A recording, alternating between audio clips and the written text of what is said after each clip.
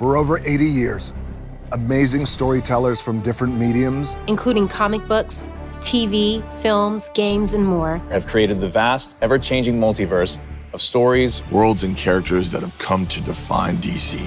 These iconic worlds have become a part of our own culture. Gotham City, Metropolis, Central City, Atlantis, the mascara and the iconography for DC's heroes. Images like the Bat symbol, the Batmobile. Logos like the S-Shield and the Lantern are immediately recognized worldwide. The classic superheroes have inspired. And the supervillains have entertained. Generations of fans across the globe. And that is who we're here to celebrate today. You, the DC fans. The passion and the commitment you bring to the world of DC is what has kept it going for over 80 years and will keep us going for many more. And the future of DC is brighter than ever. We will have something for everyone. Surprising and delighting fans who have been on the journey with us all along, but also inspiring a whole new generation to carry the torch. That is the power of DC. And what powers DC is you. Sit back for the next few hours and enjoy as we celebrate the past, showcase the present, and preview what the future holds. Welcome to DC Fandom. Welcome to DC Fandom. Welcome to DC Fandom. Welcome to DC Fandom. Welcome to DC Fandom. Welcome to DC Fandom. Welcome to DC Fandom. Welcome to DC Fandom.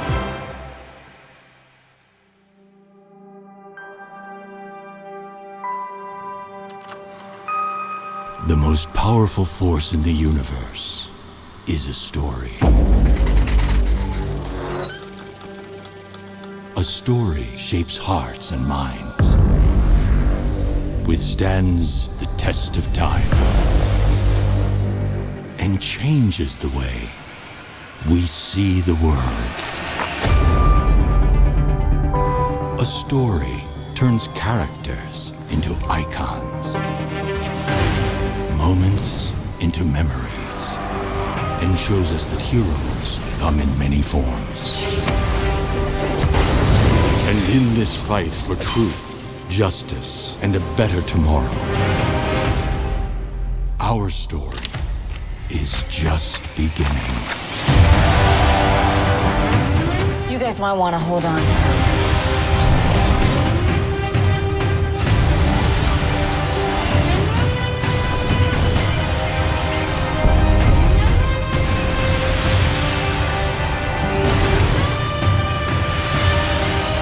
This is gonna be the start of something huge.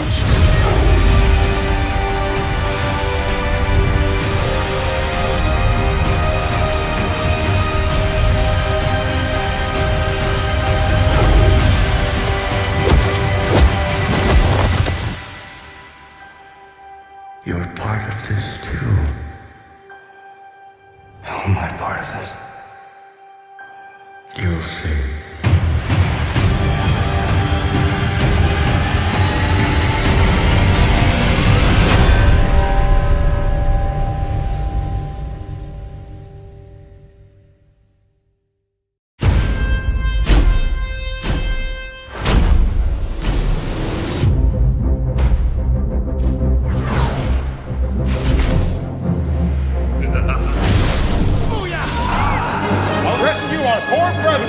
Who am I? I think there's something he needs to show me. The DC universe will never be the same.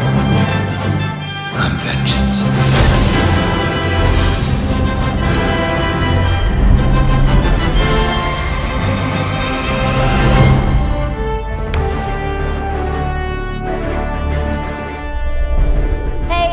I am Tiffany Smith, and welcome to the much-anticipated, fan-inspired, worldwide event, DC Fandome. Did you hear that music? Pretty cool, right? Well, DC Fandome now has its very own score by composer Blake Neely. If you're a credits watcher like me, you'll probably recognize his name from such terrific DC TV shows like, The Flash, Supergirl, Legends of Tomorrow, and so many more. You will be hearing a lot more of Blake's incredible score throughout the show. Now, if you were here last year, then you might have an idea of the kind of awesomeness that is about to come your way. Huge reveals, exclusive content, and a few big surprises. There is so much that I couldn't possibly do this on my own. So, of course, we put together a pretty super team of co-hosts, as well as celebrity hosts that you're gonna get to hang out with all day. So, Let's say hello to a few of them right now, starting with our Brazilian friends. Hello, superfans. I'm Érico Borgo. It is so good to be back at DC Fandom. This is Aline Diniz. E prepare-se para uma viagem fantástica através do multiverso DC. Hi friends, mabuhay mga kababayan. My name is Gino Killiamore and I couldn't be more excited to share what DC has in store for you. Bonjour les fanatiques, Terry LTM here. Vous n'êtes pas prêts. DC is doing it up big this year. Hola mundo, I'm Gabby Cam, and all of us here are just as excited as you are to be back at DC Fandom. So sit back, get comfy, and get ready for the biggest celebration of all things DC. G'day mates, I'm Jaden Rodriguez. Today, we gather from all around the globe to celebrate our love for DC Comics and the stars and creators who bring them to life. This is Warner Brothers and DC's way of saying thank you to the fans for your loyalty, dedication, and passion for the characters and the stories in the DC universe. Later in the show, you're not going to want to miss this, the much anticipated new trailer for The Batman. And gamers, get ready for the Gotham Knights game. Javicia Leslie flies into action as Batwoman. And we're also diving in deep with my man, Jason Momoa. And getting a mouthful from King Shark and Harley Quinn. Shazam's Zachary Levi enlightens us on the fury of the gods. We're taking the fast lane with The Flash, plus Naomi, Doom Patrol, Peacemaker, and some surprises. With so much to share, let's kick things off in a really big way with one of the biggest stars to ever rock the DC universe, Black Adam.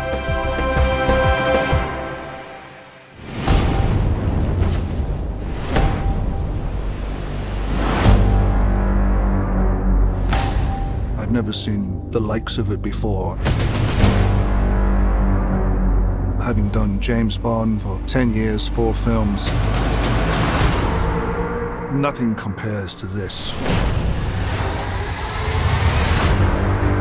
I play Hawkman. Cyclone. Atom Smasher. Dr. Fate. Leading the whole charge is Dwayne Johnson. He's more brutal, uncompromising, fueled by the depths of his pain. He's Black Adam. Black Adam.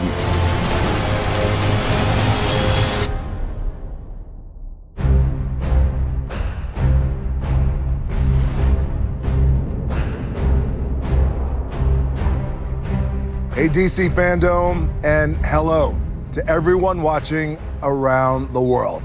I am so excited right now to be here and to talk to you about the man in black himself, Black Adam. Now, as you guys know, this character, this film, this universe has been a gigantic passion project of mine for a very long time. And I have worked so hard, worked these hands, these calluses, my fingers to the bone on this project because it's the kind of project that I know comes along once in a lifetime. And the truth is, I was born to play Black Adam. Now, we've just started the post-production process, which is so exciting. And the film has, without question, some of the biggest action sequences I have ever been a part of. And I am so proud and excited of our incredible team who are working away to create breathtaking, holy shit, scenes that I know you're really going to love. Now, even though we're still working away, this is DC Fandom. So I felt like I had to bring you guys just a little something special. Now, you know me, guys, and you know, I always like to say that you, the audience, the people, you guys are my #1 boss. So I got together with my director, Jalma Colette Serra, and we put together a little glimpse of one of the opening scenes of the movie when Black Adam is first revealed. Now, what you're gonna see here is why the hierarchy of power in the DC universe is about to change. I hope you enjoy this very first look at the man in black himself, Black Adam.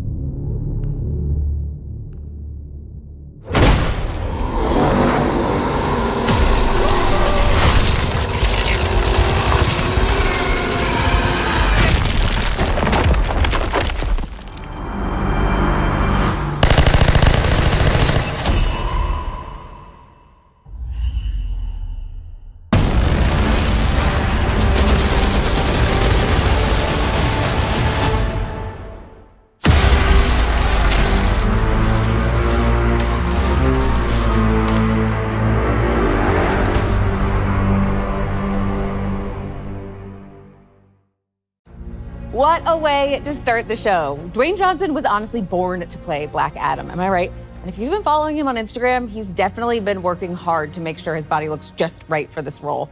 Once again, if you're just joining us, I'm Tiffany Smith, and you know how I mentioned earlier we were gonna have some celebrity hosts for the show? Well, let's not waste any time and bring one of them in right now, real quick. I know you were hoping to see this guy, TV's Flash, AKA Barry Allen, AKA Grant Gustin in the house. How you doing, Grant? Thank you so much for joining us from set. Thank you, Tiffany. I wouldn't miss experiencing DC FanDome with all the fans who are watching today. Yeah, I am so excited for it as well, but we are here to talk with you about The Flash, and we have to talk about the end of season 7. What was it like seeing Nora again and meeting Bart? Is it a weird feeling for you to talk to your future kids who are basically like the same age as you? Yeah, it has always been a little weird to play the father role with actors who are essentially the same age as me. But it's, and for Barry, it was obviously a very emotional reunion with Nora and to meet Bart for the first time. But for me, it's just fun. Like, I've always loved working with Jessica, who plays Nora, and she's so sweet and so talented. And I'd never met or worked with Jordan before, but we have a lot of mutual friends, and we had a lot of fun together. So yeah, it was a blast having both of them on set. Okay, so at DC FanDome last year, you touched on something the fans and you have been really hoping to see for years. Tell us about this obsession of yours with the gold boots on the Flash.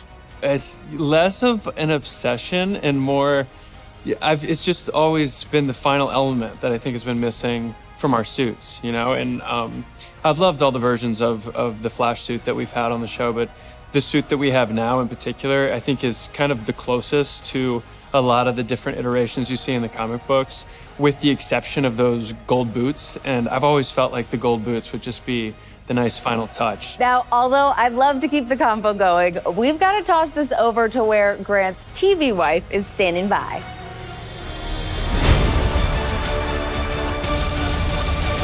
Thanks, Grant. It is so great to be here talking to DC superfans. My role as reporter Iris West Allen on The Flash has given me the skills needed to properly introduce DC FanDome's news flashes. The time has finally come. Grant and Barry Allen finally get the gold boots for season 8 of The Flash. Here is the first official look at the new costume.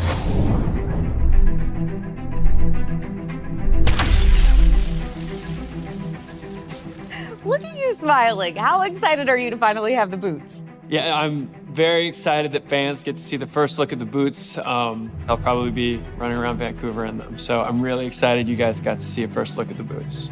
Thanks so much, Grant. I'm looking forward to seeing you in action in those coveted gold boots. I know it's gonna be awesome on the show. And hey, it's been fun kicking it here with you. Yeah, sorry, dad jokes, they're just gonna keep coming. Coming up, we've got some never-before-seen footage from the Suicide Squad game, Aquaman, The Lost Kingdom, Harley Quinn, and all the Batmans. Or Batmen. You know what I mean. Now, not only do we here in the DC FanDome want to know what you out there in the fanverse think, but we wanted to know what you can do. You sent in the best of your best cosplay and fan art, and here is just a sample of some of the amazing talent out there in the DC fandom.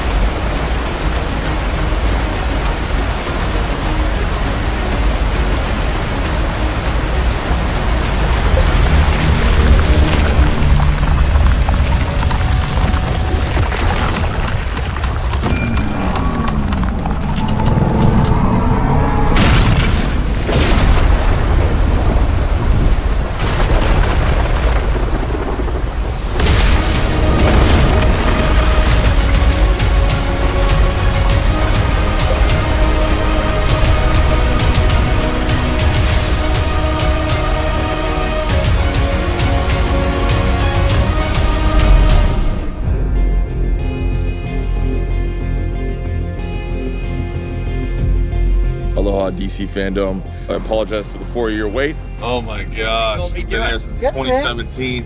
But I'm very proud of the sequel because it's tackling a lot of issues environmentally. The stakes are higher, and I'm just excited because I had a big part in my boy James, you know? Super to see you, man. Check it out. I'm excited for you to see it. The tides are changing. It's just important. The tides are changing. Like the comic book, the world of Aquaman is so big and so rich. It's epic. It's huge. It's colorful. The world is at stake. I'm super excited to be back making the sequel. I have so much invested into it. I love this character. I love what it represents. There's nothing that I've ever been a part of that's like this. People are going to be in for a treat. When Aquaman 2 comes out, they're going to get a movie that's more mature, but yet still retain its fun, to give the audience something different, something new that they haven't seen before. The success of that movie as the biggest DC movie of all time shows what James Wan and his team were able to do. And in this second film, we have turned the dials up to 11. It has the action, the fun, the heart. Action! Superheroes and supervillains have entertained generations of fans across the globe. Good, you got it? You put that in the movie? To play around with this cast again is quite a trip. We're having a blast. This movie's a lot of fun. I think fans are going to be very happy. And I think James is really excited to go all out. This is an exciting scene. We better get to a little bit of action. It's going to be a fun adventure like it was the first time. Just better. We see that Black Manta is still seeking his vengeance to try and kill Aquaman. That's gonna be something that's exciting for the audience, something for them to be swept up into the world of Aquaman again. About to kick some ass. It's a globe-trotting story. We visit so many different worlds. This movie isn't afraid to embrace its fantasy and go on this magical journey. I think it's gonna be really awesome.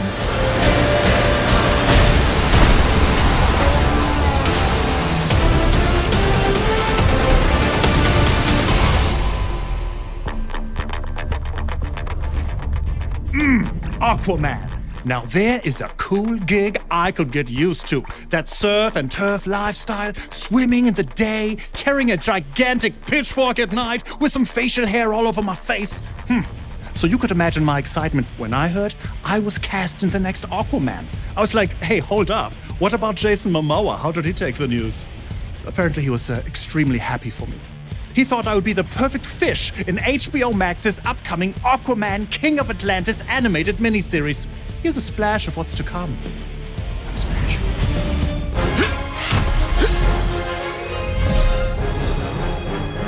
He is Aquaman, and he just became King of Atlantis. Thank you.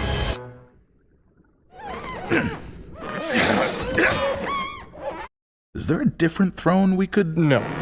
And the fate of his people, of his home, of all the world is in his hands. That's right. So yeah, no pressure. Join Aquaman for the undersea adventure of a lifetime. Aquaman, King of Atlantis, 3-part special event, now streaming. Huh? Ocean Master? Hey, Ocean Master, you out there anywhere? I think he's gone. So be it. Farewell, my brother. Still got your trident. Oh, that little... I hate this! We're supposed to be getting revenge on him, not saving him! It's fine. It'll still be the same mission. Get Ocean Master, punch him, and bring the trident back to Atlantis. Yeah, but it's less fun now. True, but if you don't bring Ocean Master back, everyone's definitely gonna think you 100% killed him. And I won't even get to! That's the worst part! Where do you think they went? I don't know. I have to ask for help from the only people who don't think I'm a total joke. People who are not people. People who... Just say fish. Fish. I'm talking to the fish. Yeah, I'm talking to the fish. Like this one, that one, her or him. Or maybe even this. I send down the kind of sonar. It intercepts their brains. They shoot it back to me, and it goes inside my face. They tell me their thoughts and fears. They tell me secret things. They all love me, and I love them because I am their king.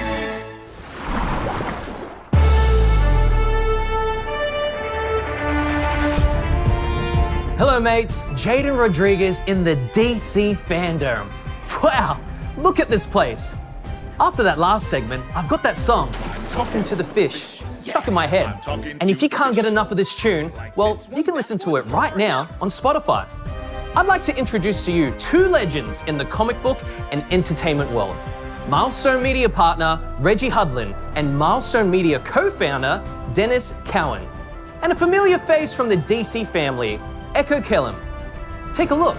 All right, hey everybody, I am Echo Kellum, and first of all, I hope you guys are having a blast at DC FanDome 2021. Now, we have a really great program in store for you guys today, and to get things started, I would like to introduce you all to two legends in the comic book and entertainment world, Milestone Media partner Reggie Hudlin and Milestone Media co-founder Dennis Cowan. Silent claps. Oh, yeah, that's like applause everywhere. Now, first of all, I'm so happy to be able to interview you guys. Static Shock was such a huge thing for me growing up and whatnot. But for those of us who might not know, could you please tell us what Milestone and Milestone Media is? Milestone was founded in, actually was founded in the 90s by myself with Derek Dingle, Michael Davis, and Dwayne McDuffie.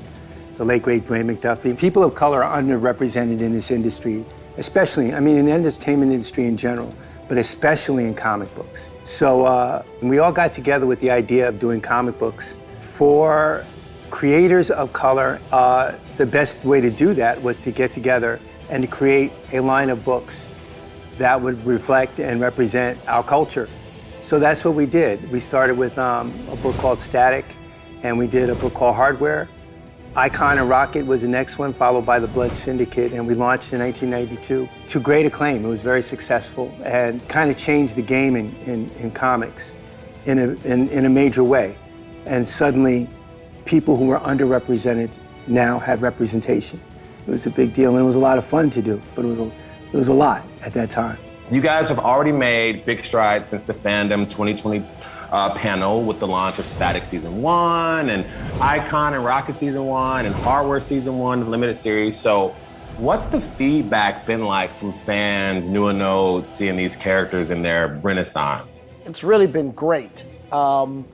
People were like, about time, you were taking too long, but now you're here, you're living up to expectations. It's a lot of commentary from a lot of different types of people. They love the art. They're like, oh my God, I love this kind of, black anime style that's, you guys didn't get stuck in the past. You kept it relevant, you kept it edgy to what's now. They really love the dynamic between Static and his dad. I relate to it a lot as a reader. I'm like, wow, that's like me and my father. I try to be like that with my son. It's great stories, but it's in that Milestone tradition of, what are stories you're not going to read at any other company? Milestone is a unique style of storytelling which delivers quality superhero action because the founders were all the top creators in the business then and now, and at the same time, really speaking to where people of color are and what our challenges are in the 21st century. Oh, that's awesome. That's very cool. And I know you were talking about the universe and whatnot. So comic book fans, they obviously love the notion of a connected universe. Will we see some of the characters from season 1 titles begin to appear in each other's books? Oh yeah. Oh yeah. Yeah, that's definitely part of the plan. I mean, we're working so far ahead. We actually already know how season 1 is going to end and how, things might advance from there. So we can tell you with all confidence to the fans out there that yes, the characters will appear in each other's books and meet each other. And there is an interconnected, Dakotaverse, Milestone universe within these books. So that's one of the things that we've been focusing on and doing it. What else is in the works? What's coming up?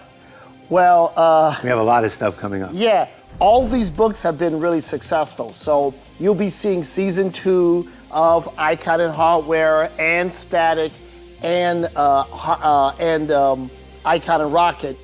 But there's a book that everyone's been like, yo, what's going on? You're gonna bring it back. What's our up with favorite? That? We liked the other stuff, but yeah, you know. come with our thing. What's So, up?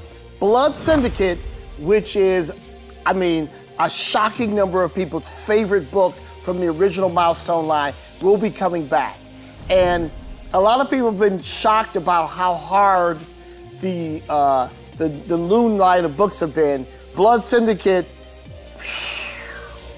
that's all I'm saying. Could you guys talk about a little bit of the compendium that's coming out, the Milestone compendium that's having like all the old comics or something like that coming in, right? Yeah, again, we're trying to give people what they want. So many fans have been like, Reg, we're so excited you're bringing the new books back, but you know, my mom threw out my books, or I moved and there was some water damage, so I lost all my original copies, or I was too young back then, but I want to catch up with the old school as well as the new school.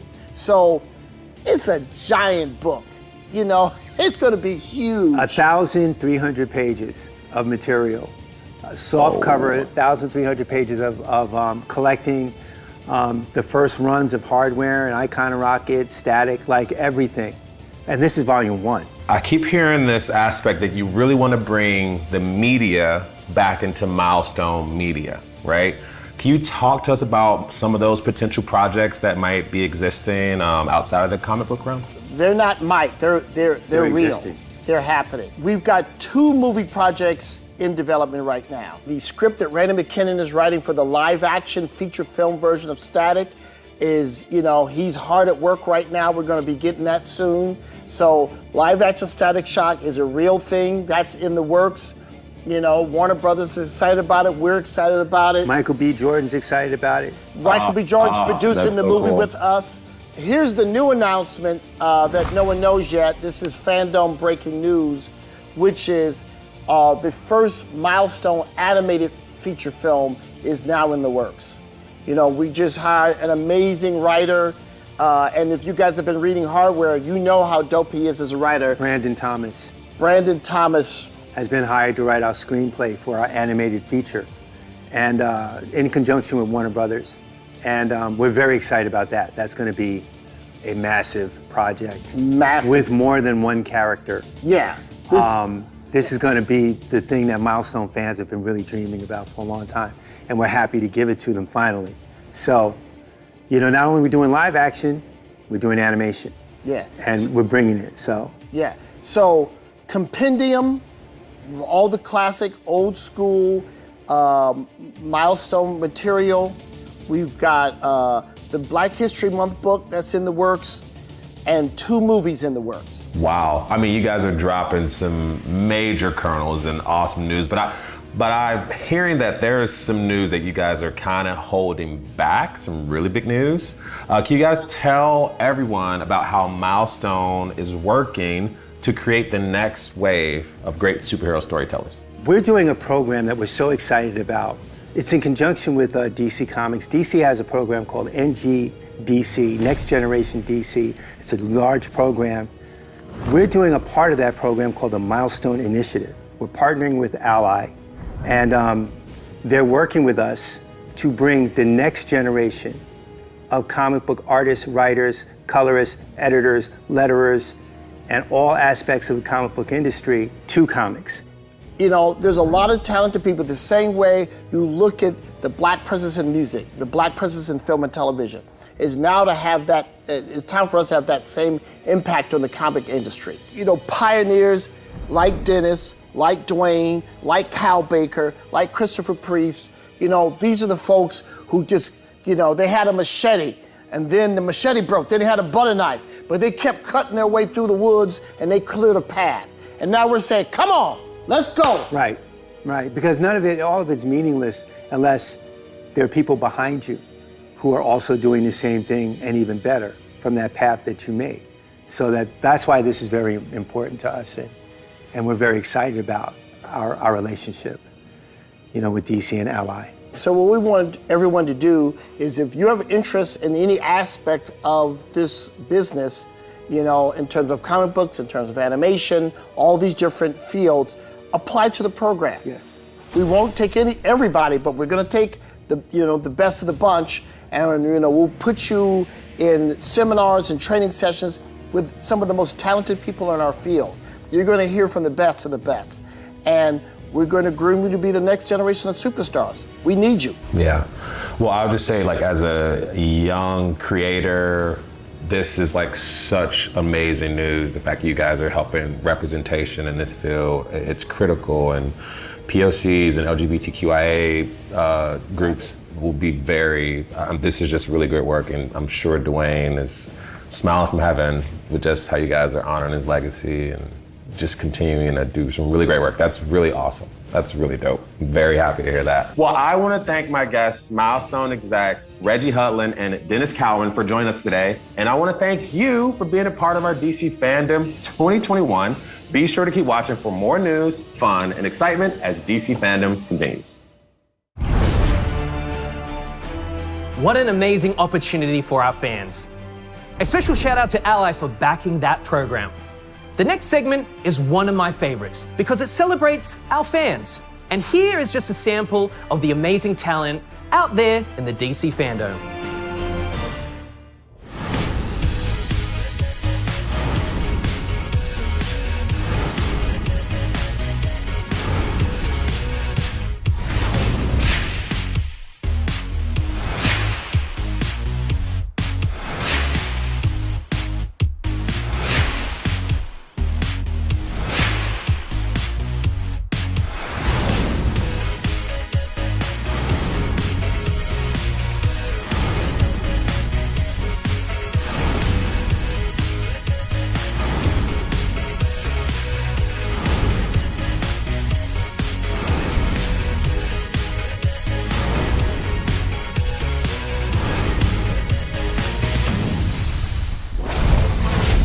Wow, such incredible talent out there.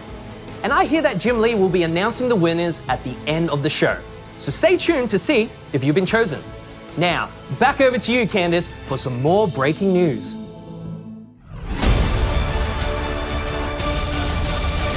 DC and Webtoon recently partnered to bring our iconic superheroes and supervillains to new and old fans, kicking off the collaboration with Batman Wayne Family Adventures, a smash hit inspired by the fandom around the Bat family. All your fan-favorite characters like Stephanie Brown, Cassandra Cain, Barbara Gordon, and Duke Thomas will have their own featured episodes and arcs in this hilarious slice of life series, only available on Webtoon. And DC fans can expect more amazing DC Webtoon originals coming soon. Check out this exclusive sneak peek.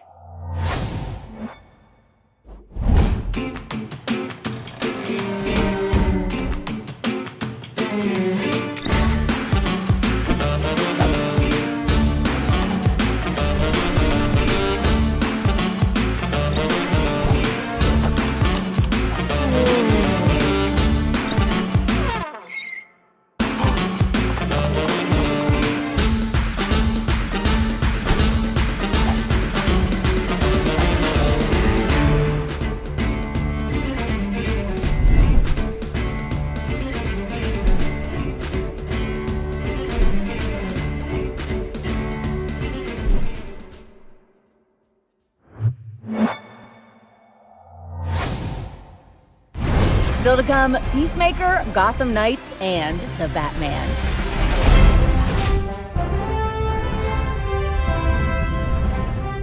Hello, it's me again, international superstar and superhero Flula Borg.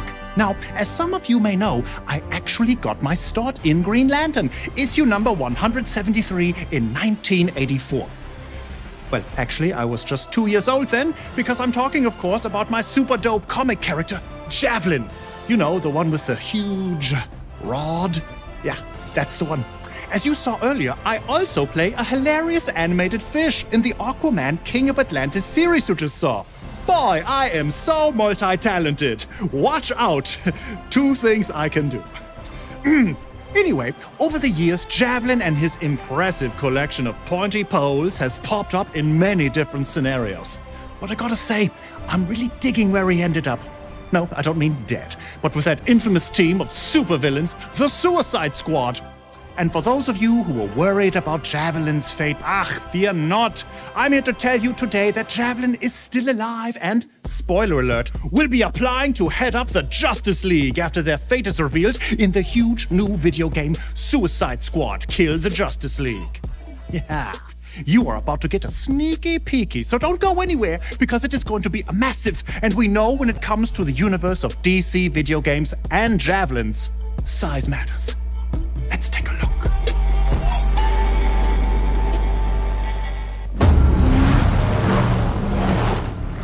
All of you are the worst of the worst of the worst. Still, you're good at what you do, even if what you do is far from good. Welcome to Task Force X.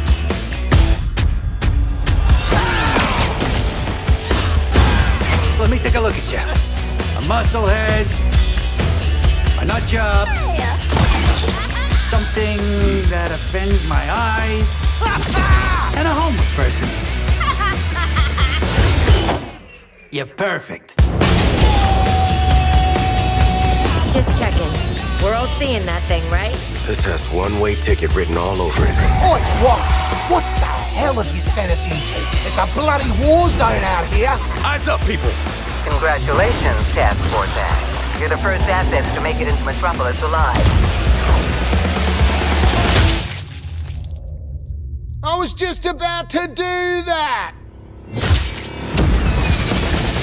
Task Force X. Your new mission is to kill the Justice League. I will saw you were wrong.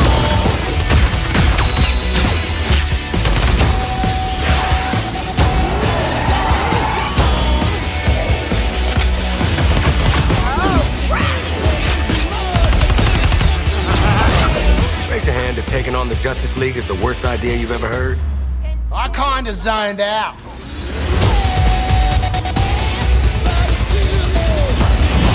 What did you think would happen? You'd crawl out of your cells, swoop in, save the day? Which superheroes did you say you were again? Remember, your heads are ticking.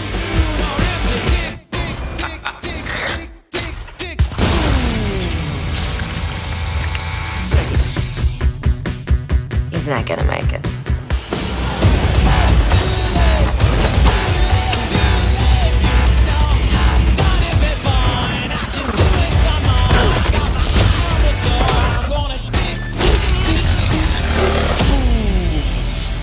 Waller, the Penguin is in flight. Repeat, the Penguin is in flight. Then let's clip his wings. Oh my God! He's gotten up! Hitting him again. He's ran out the door. Somebody stop him. Did that get him? No! It very much did not get him. Waller! Blow up his head!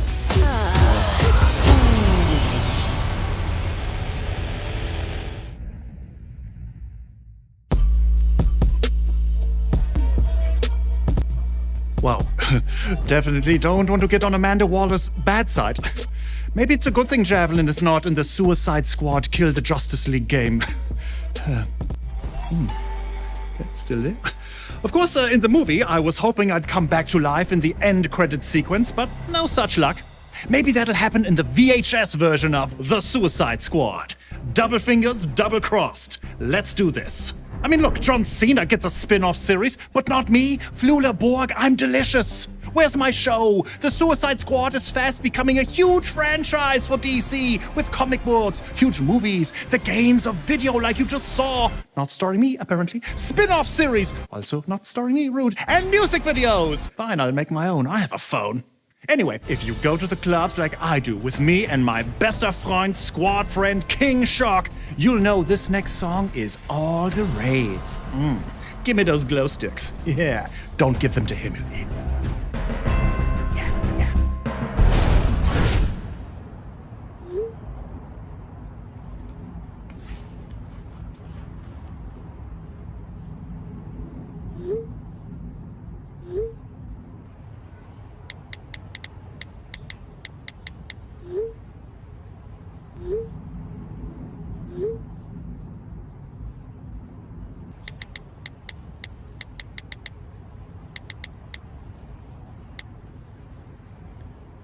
Num num.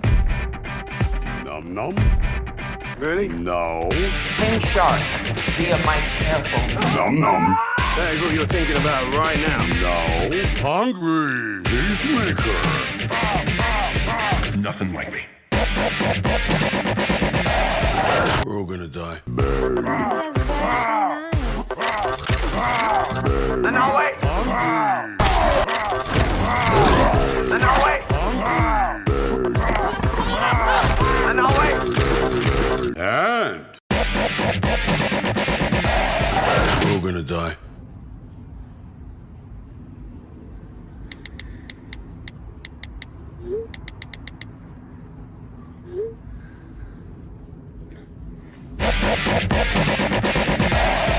We're all gonna die.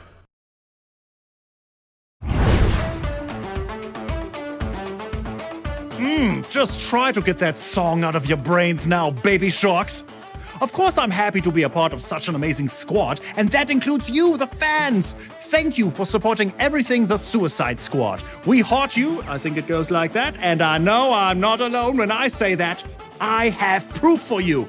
Here is a very special message from all my squad buddies to share. Check me out. I mean, check it out. It's this week. I'm not a narcissist. I donate. From the entire Suicide Squad, from the bottom of our hearts, we thank you. None of this would be possible without you. You are the reason why we do what we do. As a director, I feel truly blessed. We are so incredibly grateful and lucky to have you. Wow, I don't know what to say, guys. It's so unexpected. I just feel so loved. I don't have a speech prepared or anything, but let me just say that you are so welcome. John, we're not thanking you, mate. We're thanking all the fans. Oh, yeah. Yeah, right. Idiot. I mean, of course, the fans, right? They know I like to joke around, which is exactly what that was. It was a joke. Sure, John. What John means is that he would also like to thank you, our amazing fans. Thank you. Love you guys.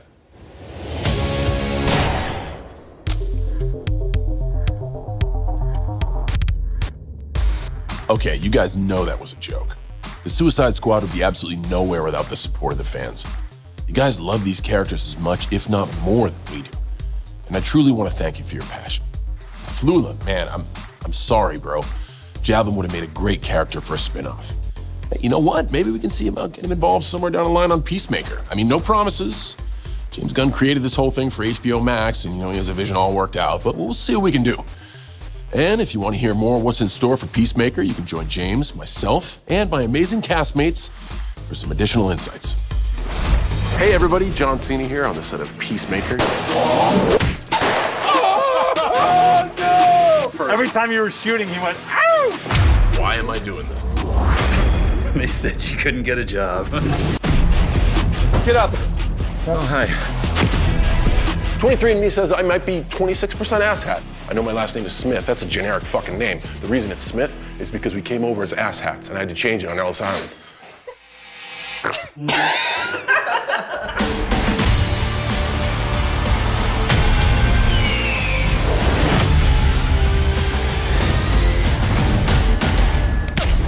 Hey everybody, I'm James Gunn. Today we're talking all things Peacemaker. Of course, I'm joined by my behind-the-scenes partners in crime, executive producers Peter Safran and Matt Miller, and our fantastic cast, Peacemaker himself, John Cena, Danielle Brooks, who plays a character of my own making, Leota Adebayo, Jennifer Howland and Steve Agee, Amelia Harcourt and John Economos, and Chuck Owuji as Clemson Mern, and finally, Freddie Stroma, who is our vigilante. So, guys, let's get into it. It goes without saying, I miss you guys. It's great to see you all. Miss you so much. You too. John, were you surprised when Peter called you up and said, hey, you know, we're thinking about doing a Peacemaker TV series? I was surprised, but man, I was more than ready and I was more than excited, and I'm glad we got the opportunity. Freddie, for you, you came in and you're playing the oddest character of everybody, Vigilante Adrian Chase. And you're not that odd. Yeah, no, So Pretty vanilla. I love it. I really like. As soon as I started reading the sides, I was just like, oh, I really like this character, and he has just that kind of, you know, a really fun relationship with Peacemaker, and obviously working with John was just incredible. I've seen Freddie, but for how many of the rest of you are you hearing him talk with a British accent for the first time? Oh, me. Yeah. And I'm like, my brain is melted. I can't believe it. So, Danielle, why don't you tell us a little bit about your character in general, who she is and what's her story? This is all new to her, you know, and so she's coming in very green. She used to work with animals, and now she's been thrown into this completely different world. You brought her to life. You really did. And you do inhabit a role in this very special way. And it was just so fun to see you flow. For Harcourt, her relationship with Adebayo, this new member of the team that's coming in and that Harcourt does not trust, it was something really unexpected for me when I met Danielle, and I literally could not hate her. Like, she is just she's the most lovable, warm, wonderful person. The sisterhood of Harcourt and Adebayo is a wonderful thing to see. It feels like that's part of, sorry, James. No, go ahead, Chuck. The first day we shot, at least I shot in John Cena's trailer. And it was the scene where we all, the team, meet John Cena. And Danielle, you made her continuously improvise, being nervous. And she would, I mean, that improvisation there were tears running down people's eyes, and it went on. And Danielle was put on the spot, and the things that were coming out of her, and to the point where off camera, Steve Agee just had to get his camera out and film it. I was just gonna say, it reminds me of how often working with Steve, you'd be in a scene and you'd look over behind the camera and there's Agee filming you. This is like my first day with the cast, like all the cast too, and Steve Agee is recording, everybody's laughing. John Cena's holding character, so he's making me nervous. Everything, it was crazy, but it was one of the things I will never, ever, ever forget. It's okay if you do forget it, because I have it all on video. I freaking love everything about your 6'7" self, however tall you are. That's about right. Freddie was such a warm spirit to come into the space as well. Like, you know, even though he was new, he jumped right in fearlessly and worked with us. And Jakuti is the real deal from day one. You're just like, oh my gosh, he elevated all of us to bring our best. So it's been really great getting to work with everybody. And you just really made a girl's dream come true to get to tell this story with you all. And this is not a world that a person like me normally gets to be a part of at all. To have the action portion and also the depth of a person, I am so thankful for you. I love you. I just think you're the greatest. Although, you know, I'm surprised you did give Chuck so many, compliments, because you would often come over to me and say, I was supposed to tell Chuck to watch you to see how it's done. Oh, yeah. Yeah, everybody had to get on my level. James, I remember you said to me on set one day that only Eagly competed with Chuck in terms of being a really great actor. You said that was the only one. I think we have not brought up Eagly, who, of course, steals the show. He's Peacemaker's pet eagle, and he's Peacemaker's best friend. As a dowel with some green tape on it, Eagly stole the show.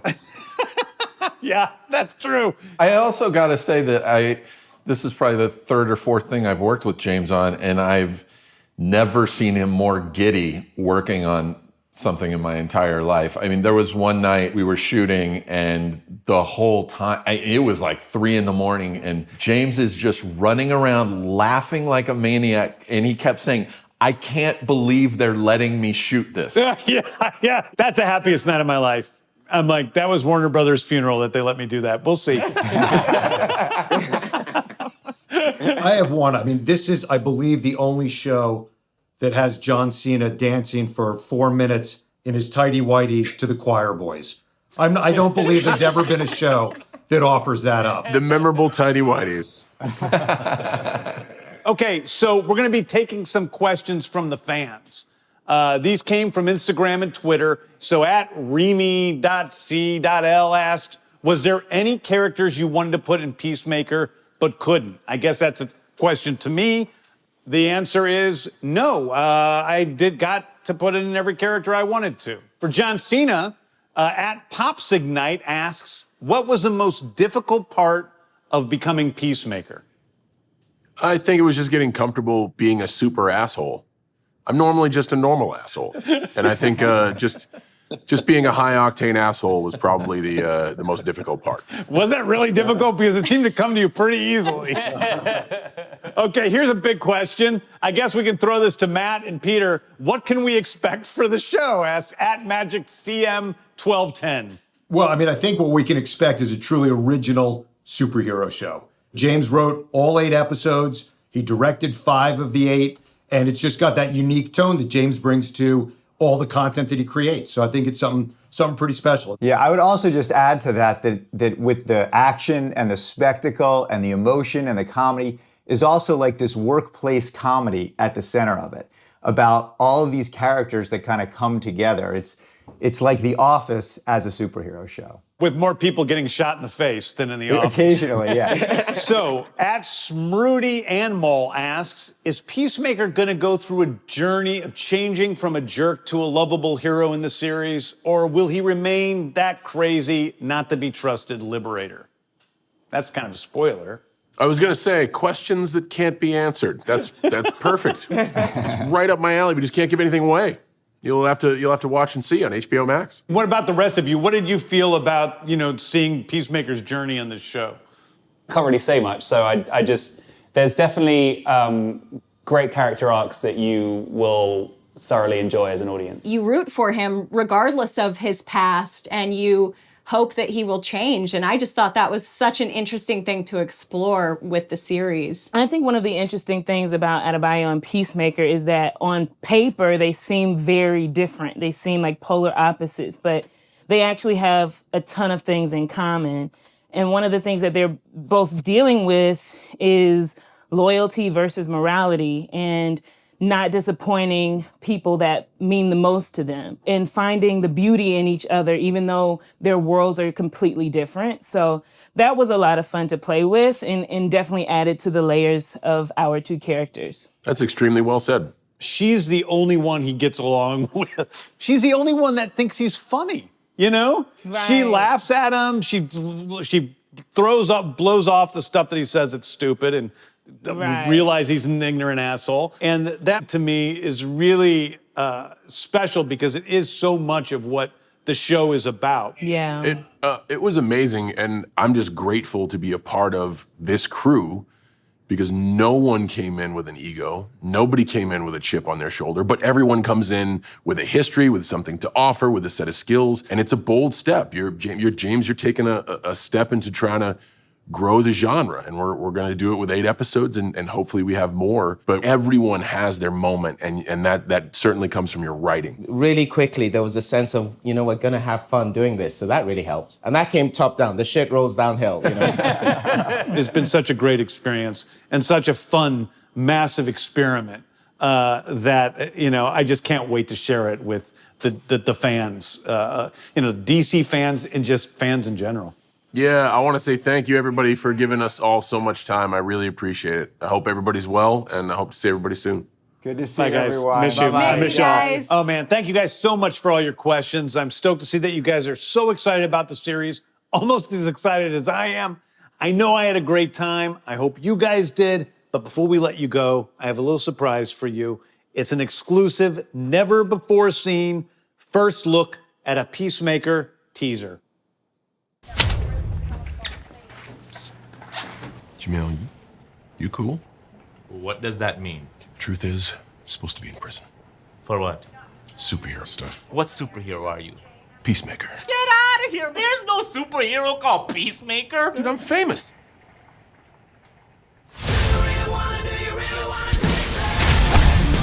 You're a born killer with expertise in every weapon known to humankind.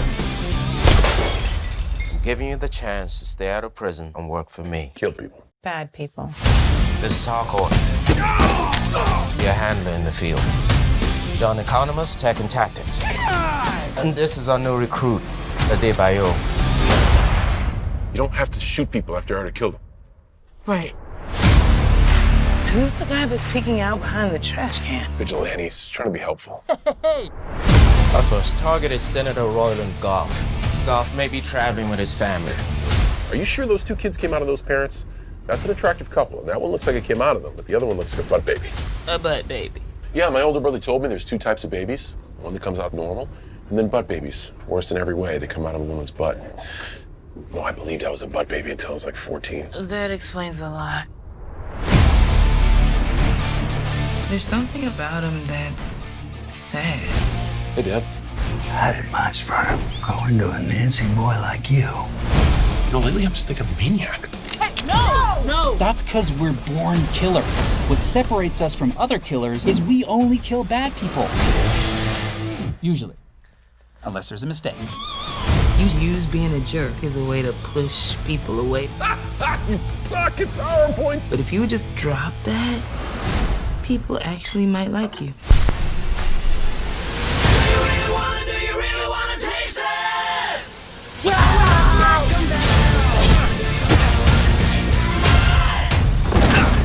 Ooh.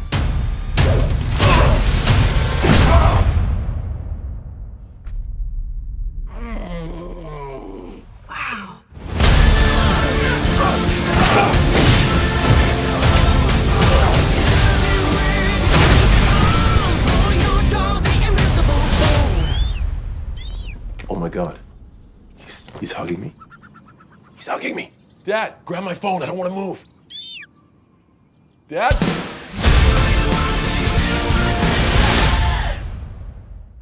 Still to come, Supergirl, DC League of Super Pets, and a first look at the Flash movie.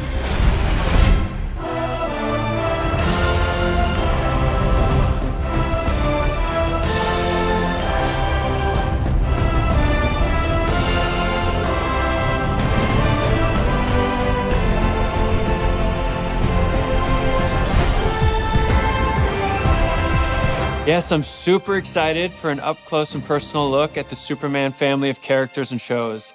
I'm actually a lifetime fan of the Man of Steel, and now there's more Superman content than ever before. From the hit series Superman and Lois, give it up for Superman and Lois, Tyler Hoechlin, and Elizabeth Tulloch.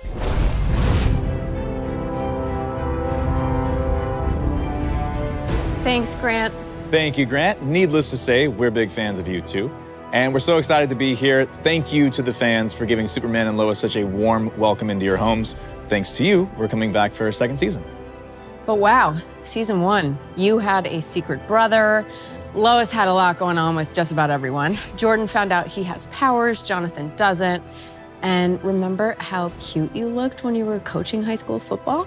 The sky is the limit for Superman and Lois, especially in season 2. Here's a behind-the-scenes look at our first day back on set.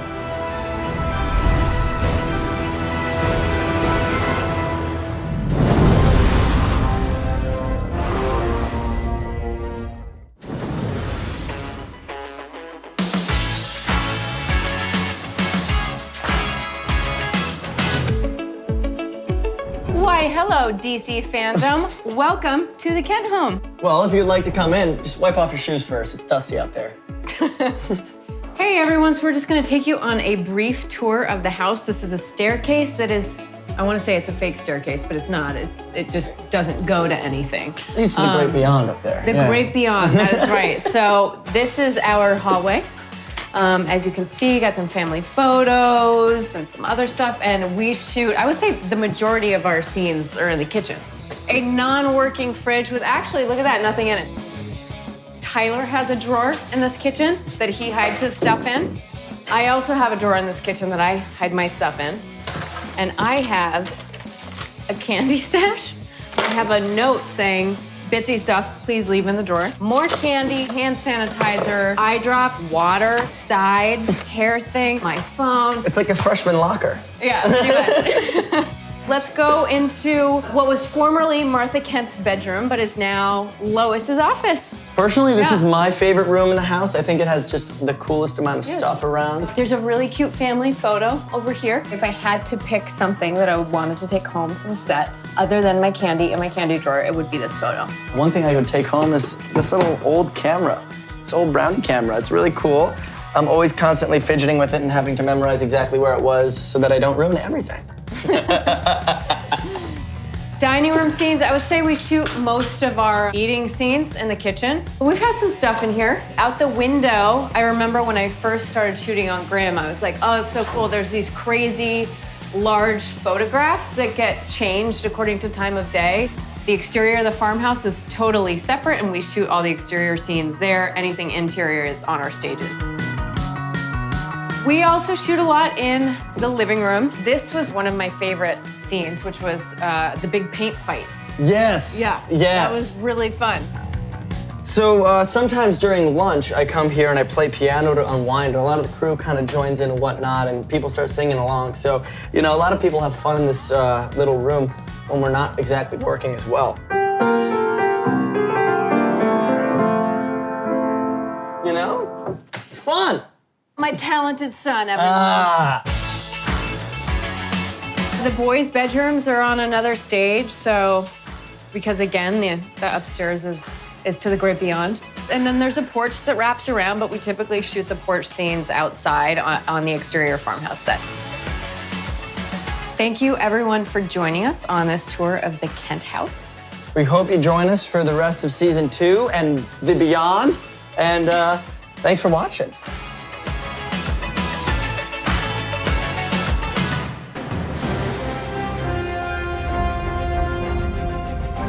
While we're happy for another season of our show, we're also sad that it's almost time to say farewell to Supergirl. The series is in its 6th and final season. I donned the cape as Superman for the first time on Supergirl, so it has a special place in my heart, and it is bittersweet to say farewell to my on-screen cousin and friend, Melissa Benoist, as Supergirl. Supergirl reminds us that we are all powerful and strong. The challenge is realizing our own potential. Right now, the cast of Supergirl, including Supergirl herself, Melissa Benoist, have gathered to chat about the show and share their favorite memories over the past 6 seasons. Let's listen in.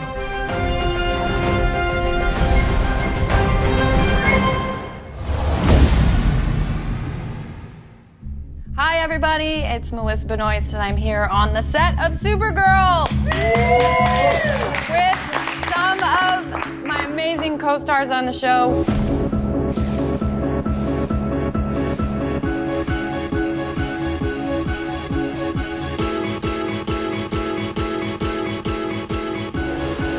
We're gonna take a fond look back at the last 6 years of the show. Please join us.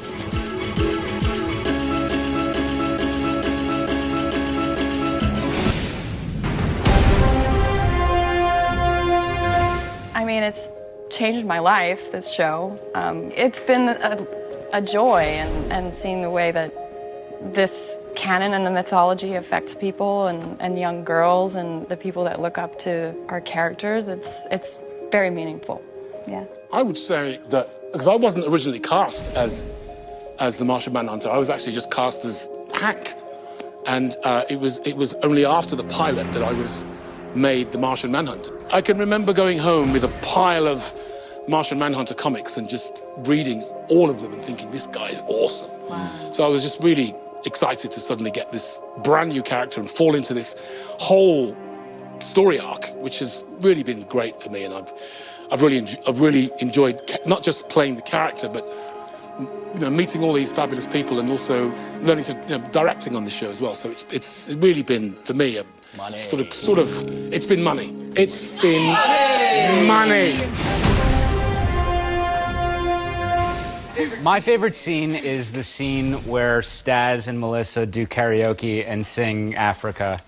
I think it's magical, and I watch it on repeat. I love it so much.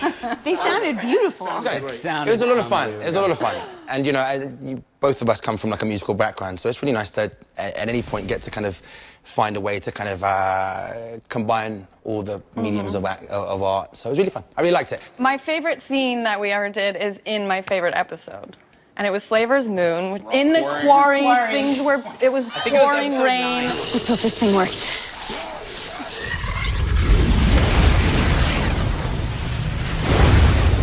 It was Kevin Smith's first episode, and he ordered like a bacon truck. Bacon truck, so all of us were just eating like, Bacon-wrapped bacon. bacon-wrapped bacon bread with like cheese and bacon And it was pouring rain. Pouring rain. We were playing games in a random school bus, and then That episode was sort of Star Wars-y.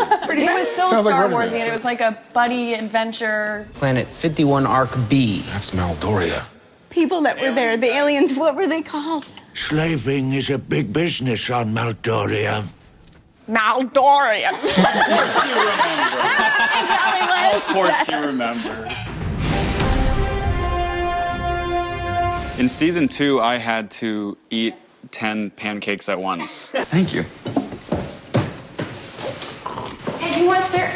And it's not funny. My jaw sort of dislocated a little bit. No, that was probably That was the stunt. That's a stunt.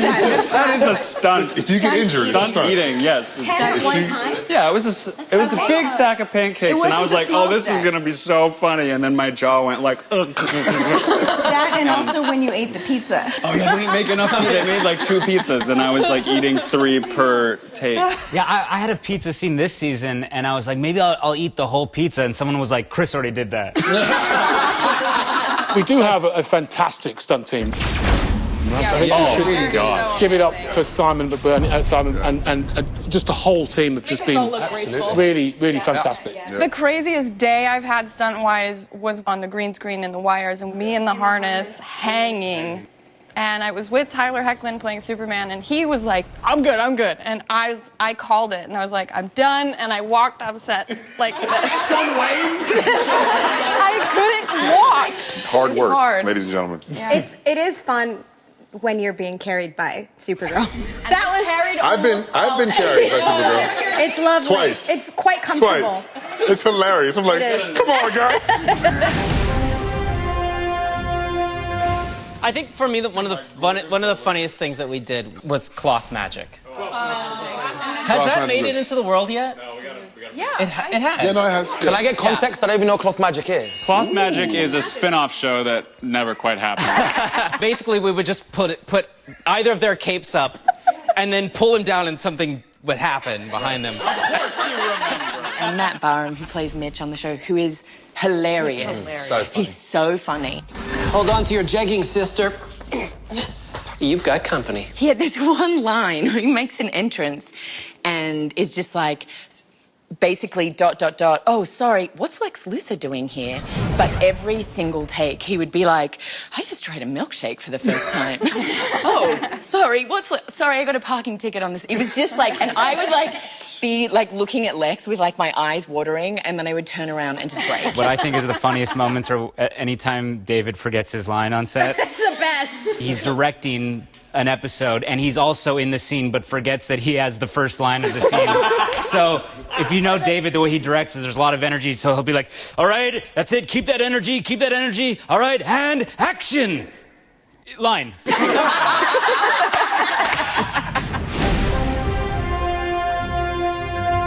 I get a lot of letters from girls saying that until they saw Lena Luthor on TV, they didn't think it was okay for girls to be studying science. And there's a lot of girls who are like, and I'm now in my 4th year in engineering, and I have you to thank for that and the show to thank for that. And it's such a small thing, it seems like. But that's the beginning of a whole new life for them that they didn't think was possible because of watching the show. Yeah. There was a little girl who is actually a daughter of one of our crew members who, when she met me, she went, I have a question. Is your belt attached to your skirt or your shirt? No, it's Liston's daughter. She just can't say her O's yet. Which one was it attached to? It's not. What's the But actually, now I really want to know. Answer that question. It wasn't attached to anything. Whoa! Yeah. Whoa. Cloth magic. It was a floating bell. Well, how did it stay on? What? How did it stay on? Velcro? I wore so many belts on this show that were like top sticked to pants that had no belt loops. So just taped to the waist. They love a taped belt. Movie magic, guys. We had a great moment we did a Comic-Con in Chicago, and we had the line for people to come through and get autographs and whatnot. And there was a family, this woman came through with her 2 daughters, and one was, you know, her biological daughter, and then the other was adopted. Yeah. And it was such a wonderful moment because they looked at the both of us just saying, you embody exactly like what we have in our house, and we don't ever get to see that. And to see like a healthy family dynamic like that, especially, you know, and the young girl said, like, me being adopted, coming to the family, feeling like I was, like I belonged. It meant so much. That I remember was really, really special. I feel like we have to talk about when you meet small children who think that you're really a superhero and think that all of your powers and everything you do is real. And then getting to navigate the conversation, they're like, I just talked to a little girl on set a little while ago, and she was like, make a shield. Do it. And I was like, I can't. And she's like, why? I'm tired because I'm dreamer. It gets sticky for me because then they'll watch me jump and then just fall back to the ground. Like, I have to jump. I got to work with very special people, and I think I'll miss you guys the most. I think, like you said, the collaboration is really great, and it's, yeah, I think the friendships is what you miss. Even if it's hard sometimes here, like there's gonna be moments like 2 months from now, 3 months from now, you go, that's not gonna happen again. Yeah. And I can tell you straight up, like, having been gone a year, you miss each other. Yeah. It has been lovely to work with a family, a real family type group of people that kind of support each other. That's been, I'll definitely miss that. Yeah. And you know what? I do think I'll miss playing a superhero. Yeah. When enough time has gone by, and you know, I have some energy. To Supergirl. No, wait. To family. Love bonds us all. To family. To family. Thank you, Superfans!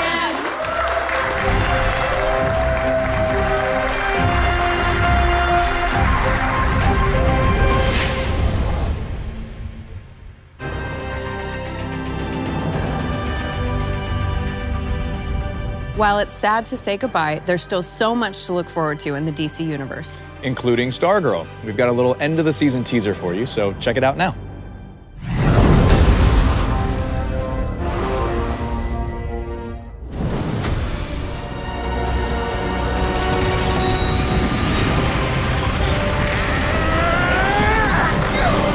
To the shadows with you.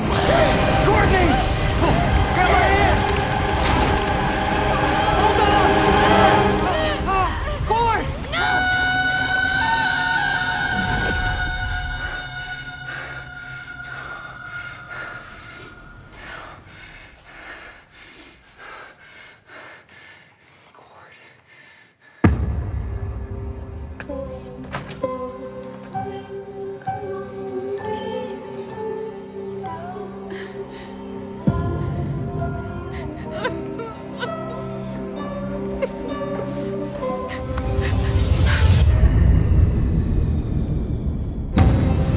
Where are we?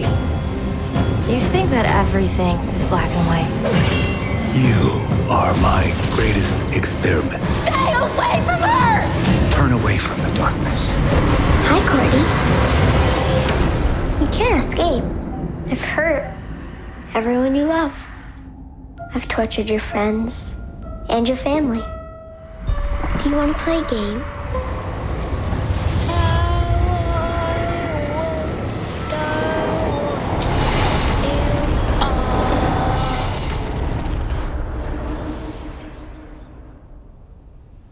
Dr. Midnight?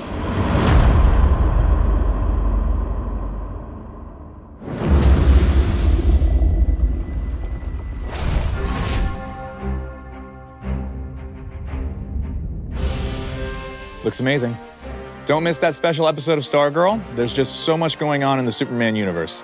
And just for you superfans, here is a very early look at the art of My Adventures with Superman, a brand new animated take on Lois, Clark, and Jimmy that's currently in production.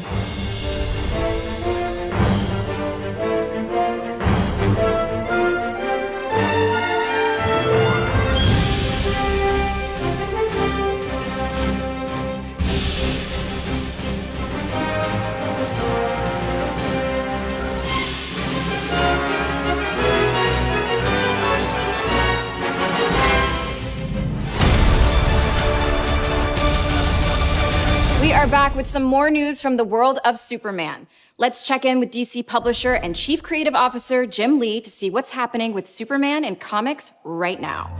Hey everyone, I hope you're enjoying DC fandom as much as I am. I'm here to share news about Krypton's favorite son, Kal-El, or as you may know him, Clark Kent, aka Superman. Right now in the pages of Action Comics and Superman, a major event on Warworld is building. The Warworld Saga, which promises to be the biggest Superman event since the death of Superman. After learning of an enslaved race with mysterious ties to Krypton, Superman leaves Earth behind and travels across the galaxy to dethrone Mongol and liberate the people on Warworld. From writer Philip Kennedy Johnson and artist Daniel Semper. Action Comics 1036, yes, 1036, is the first issue in the Warworld Saga and will be available at your local comic book shop on Tuesday, October 26th. This is a story you definitely don't want to miss. And since Earth still needs a Superman to protect it while Clark is off fighting for the people on Warworld, John Kent, the son of Clark and Lois Lane, has picked up the mantle of Superman here on Earth in Superman, Son of Kal-El, from writer Tom Taylor and artist John Timms. This is a different, younger Superman who's figuring out how he wants to fight for the future and who he is as a person. You may have recently heard the news that John Kent's relationship with reporter Jay Nakamura will be formalized as John comes out as bisexual in issue number 5 out in November. And we couldn't be prouder to tell this important story. We talk a lot about the power of the multiverse in DC storytelling, and this is an incredible example. We can have John Kent exploring his identity in the comics, as well as John Kent learning about the secrets of his family on TV in the Superman and Lois TV show on the CW. I have one more bit of Superman news to share first with you, the fans. We're excited to announce that to better reflect the storylines that we're telling across DC and to honor Superman's incredible legacy of over 80 years of building a better world, Superman's motto is evolving. Superman has long been a symbol of hope, who inspires people, and it is that optimism and hope that powers him forward with this new mission statement. Truth, justice, and a better tomorrow. Stay tuned for more DC FanDome news.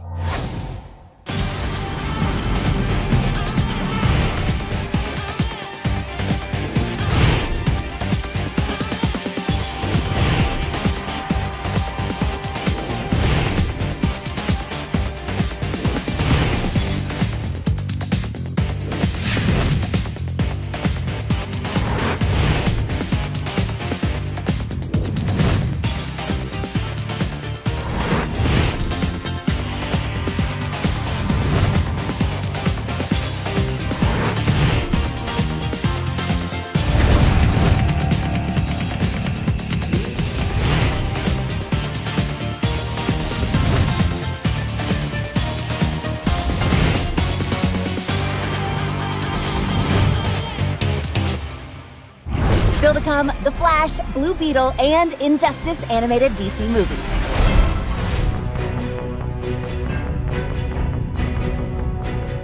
Okay, guys, let's make this a little interactive.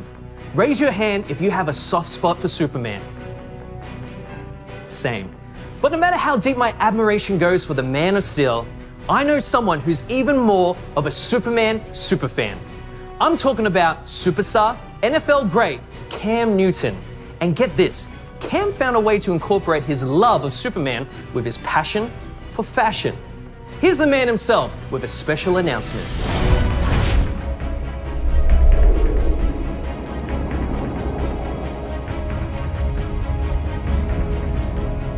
What's going on, DC fam? Hey, I'm super excited to have partnered with the DC fam as well as my hat company, Mashika, to create Superman-inspired Mashika hat, and we're dropping it here at DC Fandom. The first time I encountered Superman had much of an impact of what morphed into my career as Superman. It was just the aura of knowing that you could do any and everything, you know, outside of, you know, kryptonite. You know, Superman doesn't have any flaws. He was just who he was. And I think for me as a person, that's what I would want people to know and to feel like, you know, he has good energy. He has, you know, great qualities about him. And I think that's why I trained the way I trained. That's why I prepared the way I prepared. That's the way I played, because it just embodied everything that I prepared for. Fashion means to me expressing yourself without having the ability to speak up for yourself at times. To incorporate that with Superman is something that words can't even explain, because in essence, we all have some type of superpowers, and we are a superhero in our own right. It's going to be cool to see how we show the different sides of Superman in many different ways. I'm super excited to unveil my super exclusive, and that's big super, and that's a big exclusive, Superman-inspired Mashika hats. Take it away.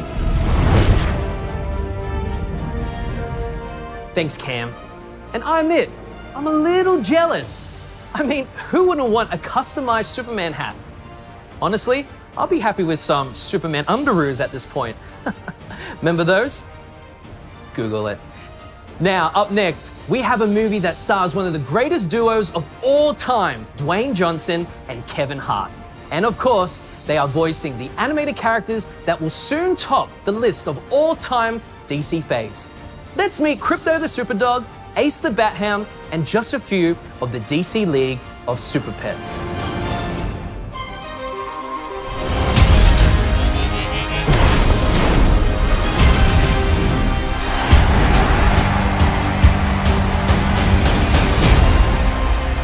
League of Super Pet. I love it. Perfect.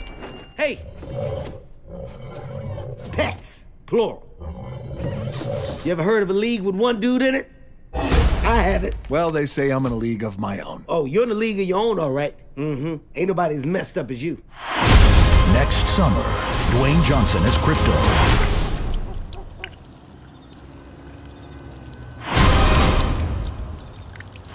Kevin Hart as Ace. How much did you have to drink?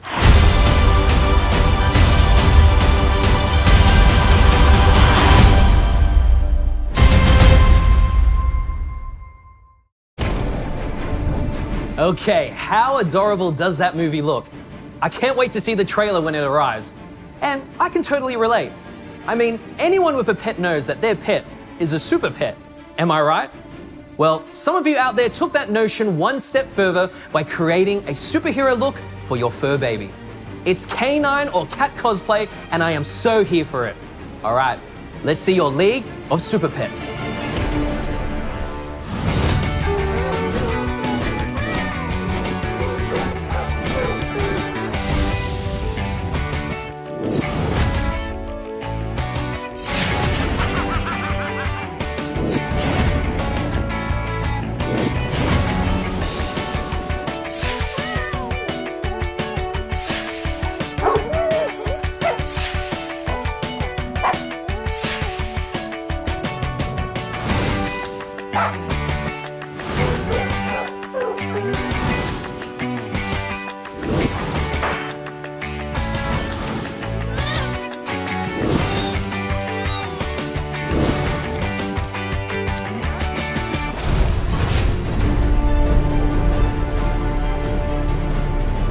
That was so much fun. And with Halloween just around the corner, hopefully you guys got some pretty good costume ideas for you and your furry family members. So stay with us for more UGC, including some pretty cool human cosplay and impressive fan art, also by humans. Now, there's some true talent out there. Next up, you've got me, Gino Killiamore, smack dab in the middle of this exciting global event for DC superfans to tell you that the excitement continues right now and with a familiar face, or should I say voice. Listen up.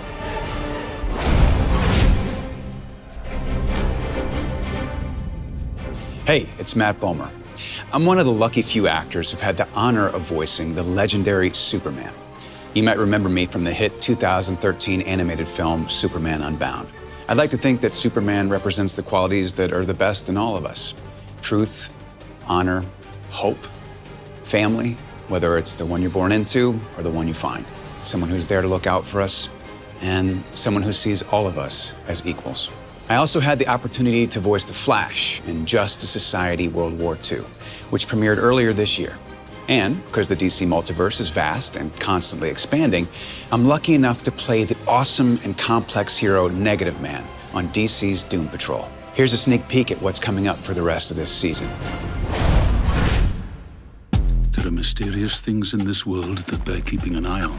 And in my death, I must now place that burden upon your shoulders. Arrival imminent. Come on, Gay. How am I supposed to fix this alone? My tech is part of who I am. It's got nothing to do with who you are. I think there's something he needs to show me. I want to be a better person. What am I doing? She must be eliminated. We appear to be dead. Something very ugly is set to occur, and it needs to be stopped. Who is the Sisterhood of Dada? Insidious, cutthroat terrorists. How does this crap keep happening to us? We're all the way through the looking glass now. There's no turning back. There's something weird going on with you. Something weird going on with you. Why am I here? They are coming for us.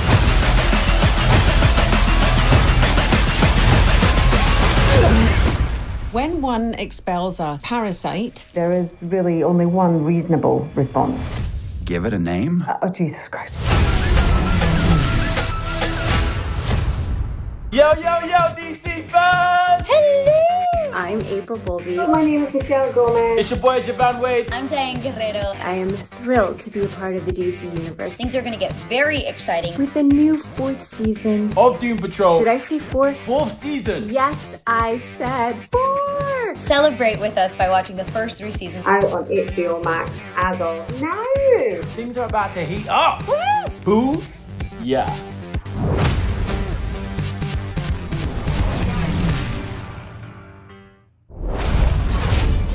If you haven't seen Doom Patrol yet, hopefully that teaser intrigued you. I mean, it's such a cool and quirky and totally unpredictable series. I absolutely love it.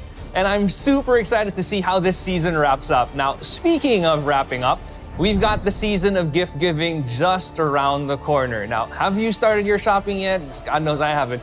Or maybe, you want to get something for yourself, a new t-shirt or a hat or both. Just complete the look.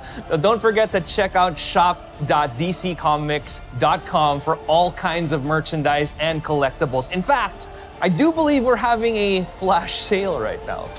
Check it out.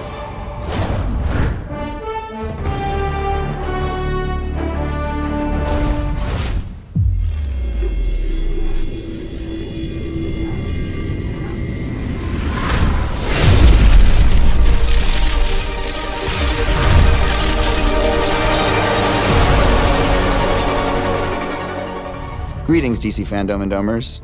Ezra Miller here, live from the set of The Flash. It looks like this. We're very excited to show you the movie, and we can't yet because we're still making it. We wanted to show you a teaser, but we can't because we don't have enough material to make a teaser yet. We can't make a trailer. But we do have this small sneak peek that my maestro Andy and I have put together that we really hope you'll enjoy. And I will see you in theaters later next year, or more importantly, you will see me.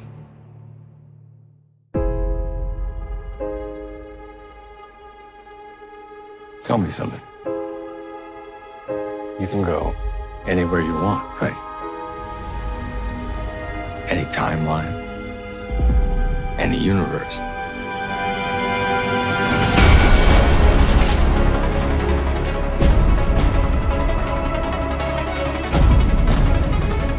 Why do you want to stay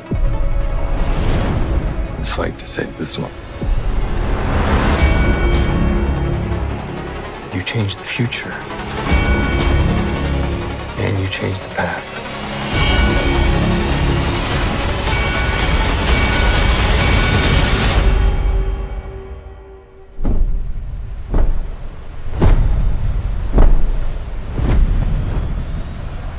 Are you in?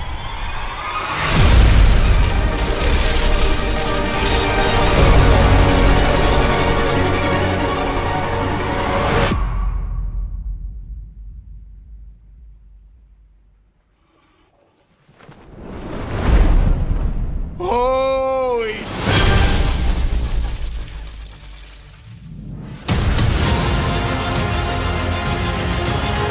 Hey, DC FanDome, this is John Ridley, and I'm here to talk about the other history of the DC Universe. What is the other history of the DC universe? For me, honestly, it's a couple of things. Part of it, as the title indicates, it really is about otherization.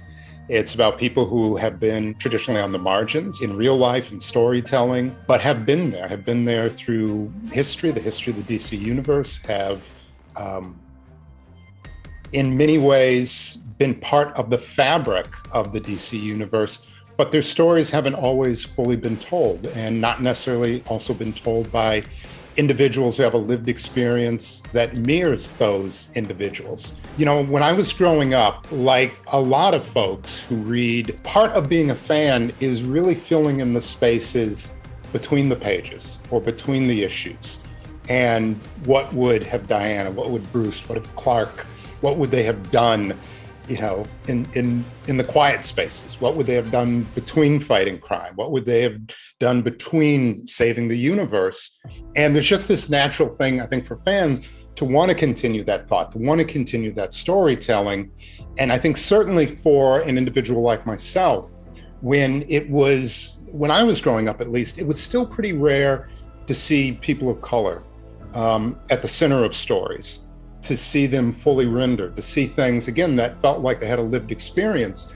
So a lot of the other history of the DC universe is really my history of the DC universe, and things that I thought, and things that I felt, and things that sometimes I literally imagined about stories, but became part of the universe that I knew and that I carried with me for years. To me, they're some of the most interesting characters. All of those characters, Black Lightning, Mal and Karen, who were the Guardian or Herald, and Bumblebee, Tatsu Yamashiro, who is Katana, Renee, the Question, and Anissa Pierce, who is Jefferson's daughter. It was important for a couple of reasons. I think that they are amazing defining DC characters. When you look back on the history of DC, almost every one of those characters has really transformed the landscape, transformed the narrative, and have been iconic. Mal and Karen, their journey is just two young people, a young couple of color who are in love and committed. I mean, when that came out in the late 1970s, early 1980s, even without trying, the message that was sent with those two characters, young, committed couple of color, was powerful. Renee, her journey from being a beat cop back in Batman the Animated Series to now being the commissioner in Gotham City is an extraordinary journey. Jefferson Pierce, the first Black character in the DC universe to have his own series that he fronted. Characters that I really cared about, stories that I remembered, characters that had, to me, great lineage. Those were characters that I wanted to take a deep dive into.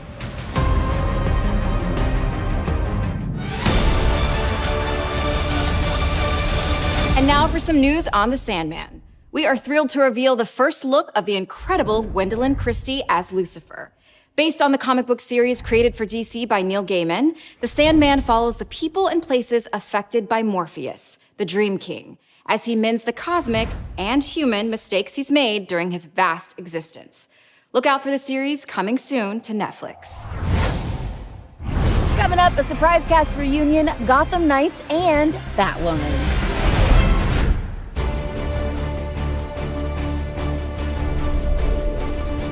I'd like to take a moment to personally thank Warner Brothers Home Entertainment for bringing Injustice to the small screen.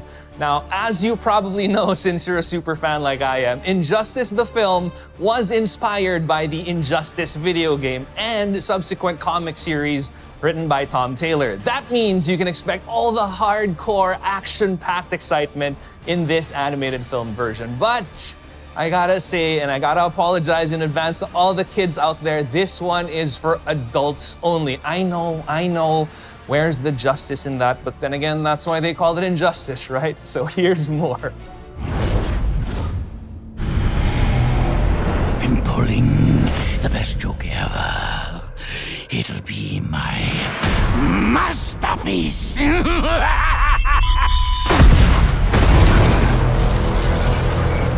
11 million dead.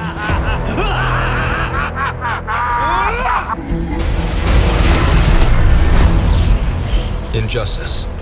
DC's most powerful heroes and villains learn that the weight of the world can either inspire one to rise victorious or be crushed asunder. You'll throw away everything the Justice League stands for. Everything you stand for. Superman can make a perfect world. Oh, so now he's God. This tragedy of gods and humans, locked in battle over ideological and philosophical differences, transcends artistic media as the amazing franchise of Injustice has gone from video game to comic book series to a new, pulse-pounding animated film. All hostilities will stop, or I will stop them. The laws of Superman will not be the laws of Atlantis. If we continue on this path, we go from policing to occupying to jailing, then becoming tyrants. Or justice is finally done. Injustice: Gods Among Us and Injustice 2 allowed for players to choose their champion and test their mettle against DC's greatest pantheon of heroes and villains. I know you won't step aside, but you are not going to stop us. You saw how prepared Father was. He has plans for all of us. You need allies. This visceral and exciting fighting game was the impetus for the Injustice saga to continue in a jaw-dropping comic book series, expanding the electrifying and at times terrifying battle between Superman's regime and Batman's insurgency. Any hero that doesn't pledge loyalty to the Justice League will be considered a fugitive. Now this universe can be experienced as a full-length animated feature film, as Injustice will bring to life the thrills, intrigue, and drama fans should expect from this Hallmark adventure. How many people, husbands, wives, and children will you kill for peace?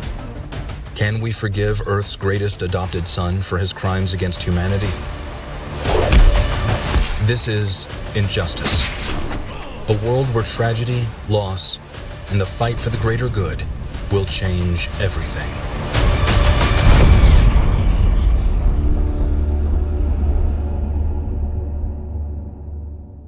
All right, we're going to take a deep dive into the world of Injustice. Joining me is NetherRealm Studios' Ed Boon, co-creator of the best-selling Injustice: Gods Among Us and Injustice 2 video games, and creative consultant on the Injustice animated movie. And you'll recognize him from This Is Us and Smallville, the voice of Superman in Injustice, Justin Hartley. Guys, let's jump right in. This is so exciting that Injustice has now become an animated film. I got to ask you, Ed, when we were creating this franchise, I mean, you know, the comic book, the animated film, it started with a video game, which is so cool. But was that ever the original design? No, as a matter of fact, it's always been backwards. The video game industry has done so many games based on movies or comic books or TV shows. And it's so cool to see it just done the opposite way, where the video game starts it and it just spawns off comics, animated things. You know, this is one of the funnest parts about making a game, is seeing it kind of grow into something even bigger. Justin, when you first heard about coming in and being Superman in this, what was your reaction? Superman is the character that, you know, when you grow up as a little boy, that's who everybody wants to be, Superman. And then when you get older, especially when you become an actor and you start to dissect these characters that you play, you go, my God, that's almost an impossible character to play. You know, how do you do something like that? Someone who has no flaws. Yeah. And what's interesting about that, which was what drew me to this character, because we find him in a place where he is flawed. That's what I love about Injustice, Ed, is that you put your own spin on DC and these legendary characters. I gotta ask, when you were first kind of conceiving of this property, I mean, what was the genesis of the idea? You know, our studio is NetherRealm. We're the Mortal Kombat team, right? We would use the term evil Superman, but it's a lot deeper than that. The story is, what would happen if Superman was the most powerful being in the universe, was taken to the breaking point? And it sounds like that's part of what really appealed to you about this role, right? Yeah, of course, because it's, like you said, you know, we all have our you snap in traffic, you get home, you shoot your mouth up, you say something that you don't mean. What if you were Superman and you did that? And then it's like, oh God, this tidal wave is, I mean, this is just a never-ending, this could be the end of everything. There's no backing out of it, too. No. He's just so committed into into it. And one thing I wanted to ask you about was the collaboration with Rick Morales on this, and you're a creative consultant for this, and I'm sure, you know, you have to strike a balance between knowing that this is an animated film, you know, you're coming from the video game world, but what was that collaboration like, and how much do you want to give the, you know, the team creative liberties to build things versus, you know, being very authentic to the game story? It's mainly focused on the comic books, but the catalyst of what happened that kind of really triggered Superman is featured in both the comics and the games. People who know and love Injustice will see new stuff. I was blown away at all the characters that they have in this thing. There's just so many. Yeah. It's a great like DC fan service, really. You know, and it was so cool because we have these super moves in the game. And you see a couple of them in there. I just jumped out of my seat when I saw I don't want to give away again which one it was, but they have some of those kind of classic, iconic moments from the games in there. Again, they follow the story of the comics mainly, but the moments that they have from the games, you can tell that they specifically set out, let's recreate that scene, let's recreate those. And you're Superman, what was your twist on it? Honestly, the story was so rich. The story in the film is so rich, and it's pretty obvious what's happening as it's happening. Yeah. He's in a bad way. Yeah. He's really in a bad way. Yeah, so there's really no getting around that. You just kind of have to lean into that. Yeah, the arguments between Superman and Batman, to me, that dynamic, you know, each having a point. Superman's probably a little bit over the top, but each having a point is such a great the back and forth. Exactly. Yeah, sure. Exactly. Now you're gonna have to get a role in Mortal Kombat. That's or something, it, right? That It's likes done. the I think voice. it's done, Right? yeah. This was the audition for MK or something. Well, thank you so much for joining us, guys. The movie is incredible. You know, I'm a huge fan of Ed and all you've done with the games, and I love that this is such an authentic interpretation of the franchise. And Justin, you do a great job.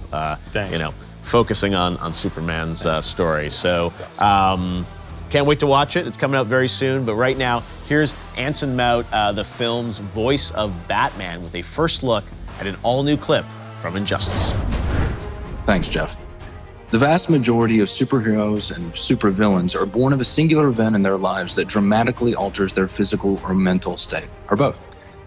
Flash of lightning, an animal or insect bite, an untimely exposure to some form of radiation or substance, or the death of a loved one. As the ultimate invincible Boy Scout, Superman has always avoided such trappings, until the moment in this film clip which serves as the catalyst for the central plot in our film, Injustice. Let's take a look. The Joker is no longer in Metropolis. He's stolen a submarine with Harley Quinn. They took Lois with them.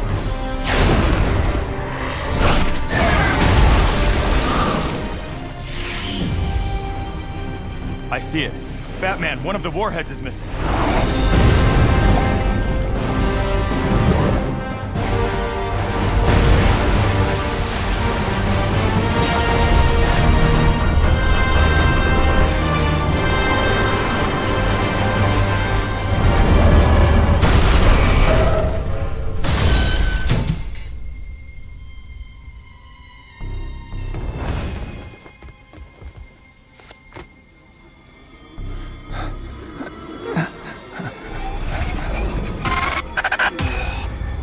Where is she?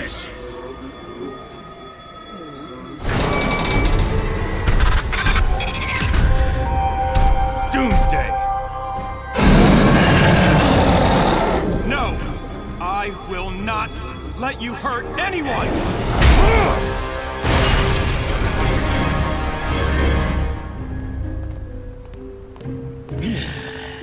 Time to go, Harley. Good guys are coming and they tend to get punchy. You're not going anywhere.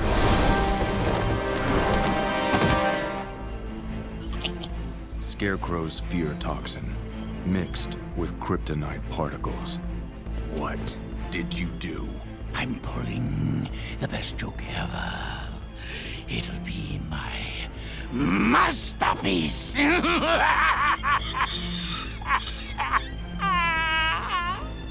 Superman, stop. Whatever you're seeing, it's not real.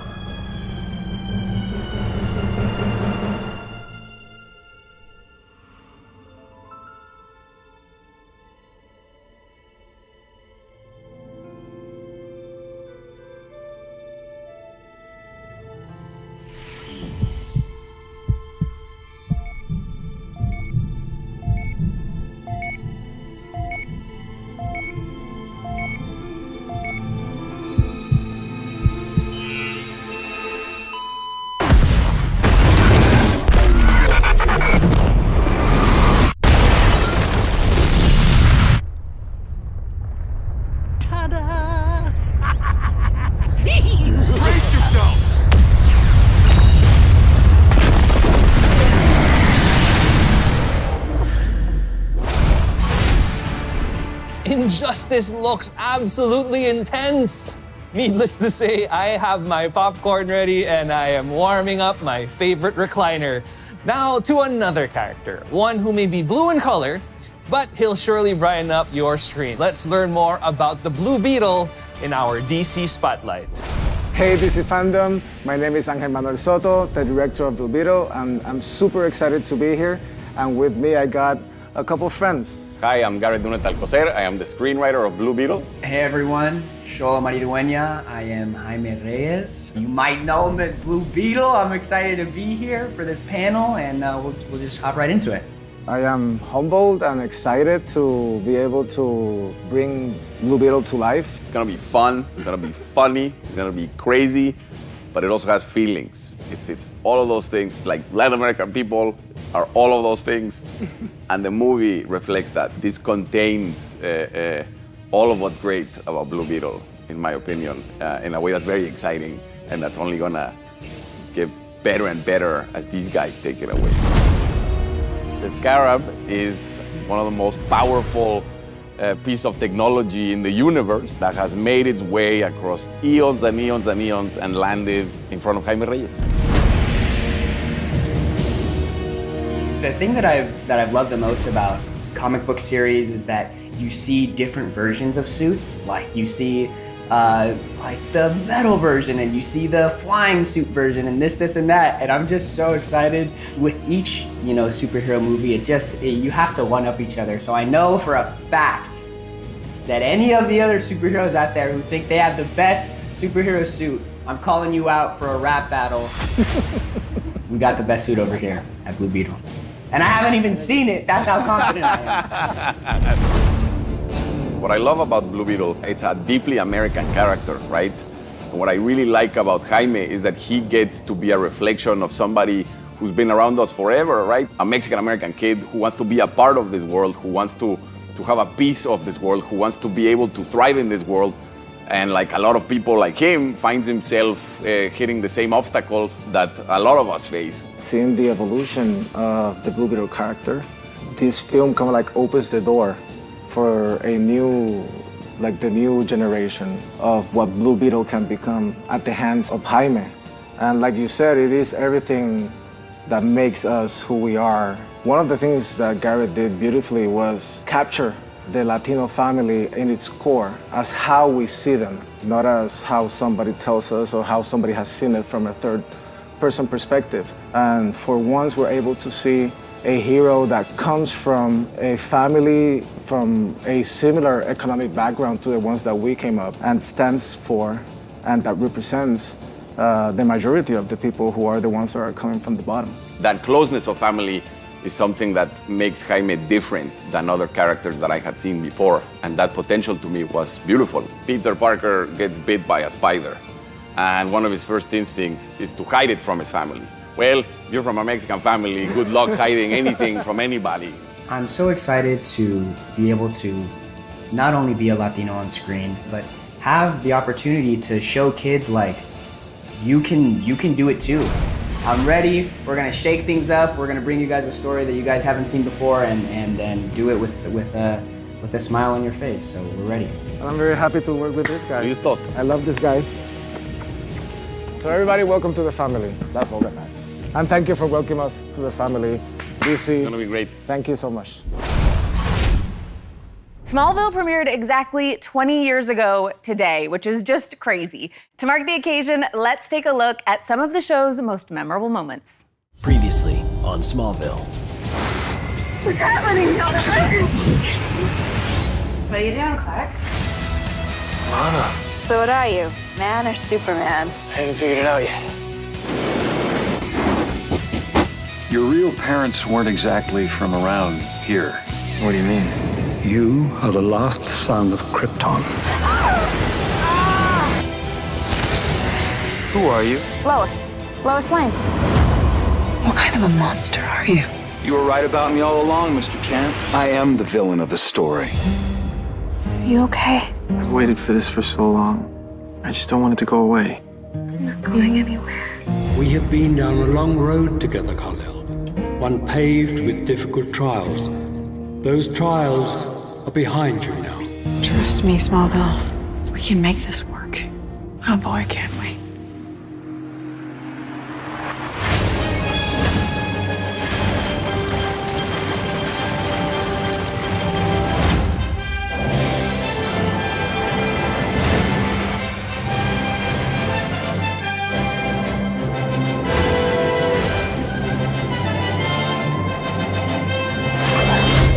Hold on, you didn't think that was it, did you? Please welcome Clark Kent, Tom Welling. How are you? Great, thank you for having me. And we've got Lex Luthor, Michael Rosenbaum joining us as well. Real treat, trying to figure out how to sit on this couch to look real comfortable. Oh, when you guys started relaxed. the show, did you ever think that 20 years after the premiere, you would be here at a DC event talking about the show? Michael? You know what? Before I did Smallville, I wasn't really on any successful series. They were just sort of 1 season, 2 season. And then I saw the pilot of this. I called my mom and I said, I think I'm finally gonna get noticed in my life. For a lot of you guys on the show, this was like the first big moment. Did you have kind of those same feelings when you watched it or when you were? Yeah, I mean, I lacked a great deal of experience at the time. Well. No, I did. I mean, and at no point do they say, you're gonna be here for 10 years. We just never knew. We were always just sort of grinding and trying to elevate everything we could do, and it was a team effort. We helped each other out a lot. I remember just being on set with Tom, and either it'd be him telling me or me telling him, he'd go, do it again. Yeah. Ask for another. It became a trust thing for us Yeah. because we were together so much, and there were also times where, like, you know, his character talked a lot. Mine didn't. There was a Not time- like real life at all. No, not at all. And I remember specifically there was a scene in the Luthor mansion where, you know, Clark just appears there. Lex turns and he sees Clark and he starts to talk and he walks over and he pours himself a glass and he comes back and he's talking to me. And literally, I think my line back to you was, and you go, that's all you have to say? Like, that's your only line? And I'm like, I would be like, I would say these whole things, these soliloquies. Yeah. pages of dialogue. And then all of a sudden, and then he'd go, so? And I'd go, that's all he has? He's got so? Was there a moment on set for you guys where you were watching him perform and you're like, holy crap, he's Lex Luthor, or yeah, that's Superman? I mean, you just embodied Clark. I mean, it was fitting that you hadn't done a ton of stuff. Yeah. It just was the perfect timing, the perfect storm. He just had that vulnerability, that innate vulnerability and that kindness and charm. Lex obviously was ahead of the game, but saw the potential in Clark and saw that Clark didn't know what he was doing. Yeah. You know what I mean? Like that all sort of worked out. And one thing to remember, it was never about being Superman, it was about not knowing what your future is. Yeah. And a big thing for Lex was, you know, making your future what you want it to be. Yeah. You know, so it was a good dynamic. But her question really was, were you in awe of me when you watched my performance? No, not that I recall. Over the years, there have been so many special guests on Smallville. Here are some who wanted to say hello. Happy 20th anniversary, Smallville. Happy 20th anniversary, Smallville. Happy 20th anniversary, Smallville. Hot dog, I can't believe it's been 20 years. One of my favorite memories working on Smallville was being directed by Tom Welling. Whenever someone asks me who was my favorite director I've ever worked with, I just say Superman, obviously. They let me do so many of the stunts, like running beside on the train and things like that. I got to do everything playing Lionel Luthor, and I had a ball doing it. Smallville resonated with people because it was the perfect balance of heart and drama and extremely high stakes stuff that we associate with superhero stories now. I mean, you see people who've been touched by this show and it helps me appreciate it. And seeing, of course, our boy Glover up there. Lionel Luthor. I wish he was right here. I know, we love being around it. If you could change anything about the show, is there a moment that you would go back and be like, I mean, I always thought that we should have seen a Bruce Wayne. Like, can you imagine Clark barging in to your mansion and like you're talking to somebody and you're like, I'd like you to meet Mr. Wayne. And it'd just be like this cool thing. Nobody knows who anybody is. Awesome. That would have been great. By the way, you know, it's kind of cool to think that, you know, the rest of these series like Arrow and Flash and all these things, it was kind of like it started with Smallville. Well, I think you and I have discussed this, that it was, again, a perfect storm in that technology had literally just gotten to the point where the visual effects, the super speed and those visual, they just didn't do that before Smallville. And that's you know. They couldn't. It did set a version of a standard. Smallville is still kind of contemporary, still kind of looks cool. I mean, we're in Kansas, there's pine trees everywhere, but you overlook that. I didn't even notice that. Now I'm gonna for sure. And by the way, what the hell was with Lex Luthor's security? He would walk in. He would just show up and I go, Clark. Now my reaction really wanted to be, hey, did you knock? That's true. Hey, where's my security here? Serious question with the finale. What was that like for you guys getting to be like, okay, some people that we haven't seen for a little bit are gonna get to come back. We're all gonna reconnect here on the show. A lot of people think I quit the show. And I didn't quit. My contract was for 6 years, and I ended up doing 7 years. When the finale came, the series finale, I called the writers a week before, like a week and a half before, and said, I wanted to be with everybody at the end. Yeah. And so I showed up after not having seen Tom for like 3 years, and it was a bit emotional. Very emotional for him. Yes, and the first take, remember the first take, big crane shot? Oh, yeah. Clark comes in, and the mansion's destroyed, and there's this big crane shot, big swooping crane shot, and it comes in and goes past Clark. Lex comes in. Here's Michael. Camera comes in with close up. He goes, what's my line? What's the line? What's the line again? Oh. I was like, welcome back. Welcome back. We are almost out of time, but before we go, let's hear some messages from some more familiar faces. It's not every day that a series can celebrate like this, and I'm honored to have been part of this iconic story. Happy 20 years, Smallville. Happy 20th anniversary, Smallville. Happy 20th anniversary, Smallville. 20th? No. It was my first real big job. It also was welcoming me into an entire universe, a world that was so rich and so loved already. It was really a privilege. I remember arriving on set and seeing Tom, and it struck me immediately. I'm like, my God, it's Clark Kent. We tackled some pretty serious subject matter, and then you would sort of, when they called cut, everyone's laughing and joking, and Oliver and Lex are laughing on the floor, you know, cracking each other up. It was a really, really great set. I am so thrilled that I got to be a part of such an iconic series, and I just wanted to celebrate with you guys. So happy 20th, Smallville. Cast and crew, thank you for having me be a part of your journey, and I'm sending everyone so much love. Awesome. Cassie Freeman, I remember she called me. She's probably got to be a little nervous going on to this show that's been on for years, and I just talked about how great everybody was and how comfortable she'll be. Such a mild-mannered person, but when the camera rolled, she was a force. Yeah. There was a scene where she had to like turn on that Luthor blood, in a sense, and I was like, oh, this girl's gonna be all right. Like, she's got it. And it was fun. It was fun killing her in season 10. It's great. Now, someone that I know we're missing is Lana Lang, Kristen Crook. She wanted to be here with us, but she couldn't today, so she sent a very special message. Happy 20th anniversary, Smallville. I haven't worked on this show for 12 years now. And you both and everyone were a huge part of my early adult years. When it came out, you know, it was right after 9/11. It was a time when people were looking for heroes. On another level, it was a story and is a story, and I think this is why it lasts. It's a story about growing up.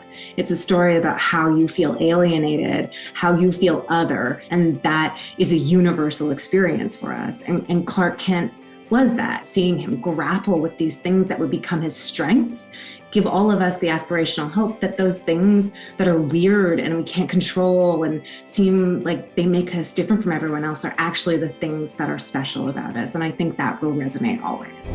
Congratulations on the 20th anniversary of Smallville. That brings us to the end of our celebration. I want to thank you all for being here, watching us, and taking this trip with us down memory lane. And thank you guys so much for being here and chatting. Thank you. See you soon.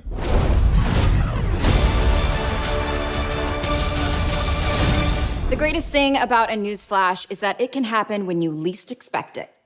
Like now. Continuing from May's Festival of Heroes anthology comic, DC's Monkey Prince will return in February 2022 and a new 12-issue comic book series from writer Jean Lun Yang and artist Bernard Chang. Based on the 16th century Chinese novel Journey to the West, DC's newest shape-shifting superhero, the Monkey Prince, aka Marcus Sun, will return to headline his own series. For fans that can't wait for February 2022, to read more about DC's Monkey Prince, a new short story just posted to DCUniverse.com. In this new tale available now, you'll see the classic Journey to the West characters defending the heavenly realm against Darkseid and his parademons.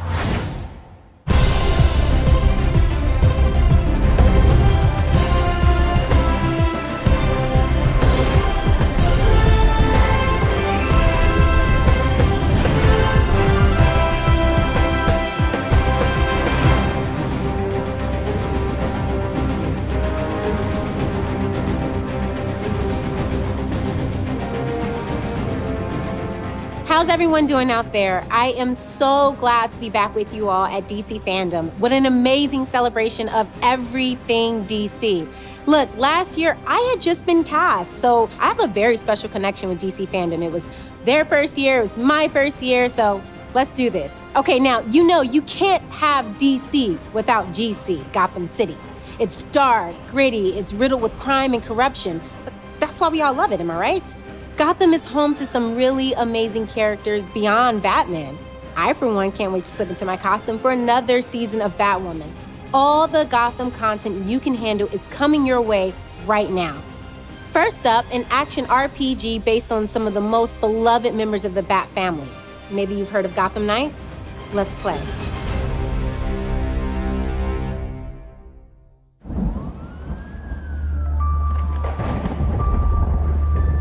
Batman, Jim Gordon, they thought they had a handle on this city. They never did. You don't stand a chance. Because they're always watching, always listening, pulling everybody's strings. Mine, yours. But no one talks about them. Not a whispered word is said. The Court of Owls is a myth. They're listening.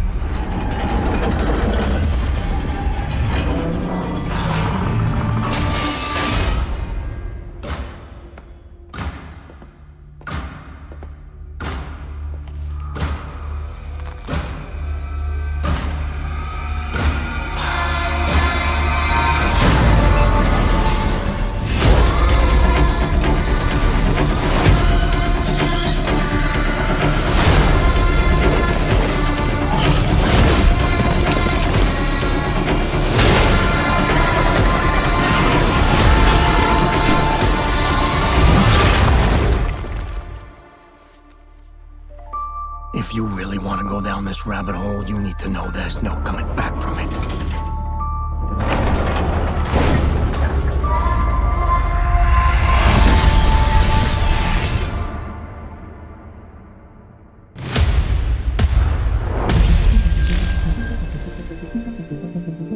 One of the joys of writing comics is the hope that someone will take that story and make it something their own. And I think the folks at Warner Brothers have done a tremendous job translating and evolving the Court of Owls into the game. The fans, they cosplay as these characters, they're hungry for more. And so here you are getting to play out that conflict in a game itself. I remember taking this walk around New York City to my old neighborhood. Nothing I knew was there anymore. All of the people I had known had moved away. All of the stores were gone. The feeling was so unsettling, and I wanted to craft a story that would make Bruce Wayne feel the way I felt. The first time I read that story, I was just blown away because they were creating this really rich secret history of Gotham City, very plausible, believable, that was in direct opposition to Batman. I think probably inspiration for the Court of Owls originates from nature just by the real fact that the owl is a natural predator to the bat. What an owl does a lot of the time is it hunts you and it stalks you without you seeing it, and the fun of the way that the court goes after Bruce is to watch him from afar for years. Because it's been something that's been in Gotham for so long and been so powerful, and right beneath Batman's nose, I think that's the root of the success there. One of the biggest challenges with bringing the Court of Owls from comic books to video games is really the interactive nature of what video games are. How do you take that history, how do you take this cool imagery and bring it to life in a game that's very satisfying? We could look at the source material, we could talk to the creators, and we could ask their opinions about that. We could say, which of these elements do you think we can translate? When I went out there to see what they were doing with the game, I was blown away. I mean, It took what we had done with Court of Owls, but it just elevated it beyond a lot of the borders that we had had. You can't really rely on what you think you know about the court. We have expanded, we have added to it. There are different varieties of Talons in Gotham Knights. And as the players begin to understand through gameplay the unique strengths and vulnerability of the Talon, it will affect how they equip themselves and how they unlock new abilities. So like any good RPG, we're presenting you with a problem and then we're presenting you with a range of potential solutions, and players will have an opportunity to kind of maximize that according to their own style. The entire team has worked so hard on this and put so much love and dedication into this, and I really hope it comes through and it gives them a really enjoyable experience. I can't wait for us to share more information about this game. But watch out for those deadly talons, because they are sharp. Be careful.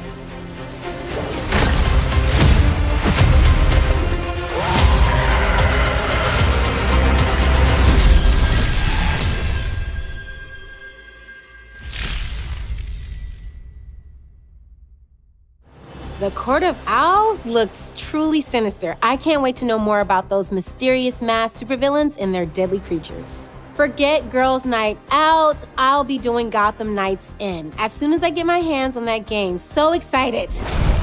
I gotta tell you, being in the Hall of Heroes is a huge honor. Look at this place. This is incredible. I hope you guys are enjoying the show so far. DC is throwing a lot of really amazing content our way, and they're not stopping anytime soon. More news flashes, more announcements, and more exclusive footage is on the way. But first, a heartfelt thank you for supporting Batwoman. I've read your letters, I've seen your fan art, and I spend probably too much time on social media looking at your comments and feeling the love you have for this character. What about my character? Oh, hey girl, hey. Don't I get any love? You know, behind every superhero is a supervillain. Well, you know Alice is a fan favorite.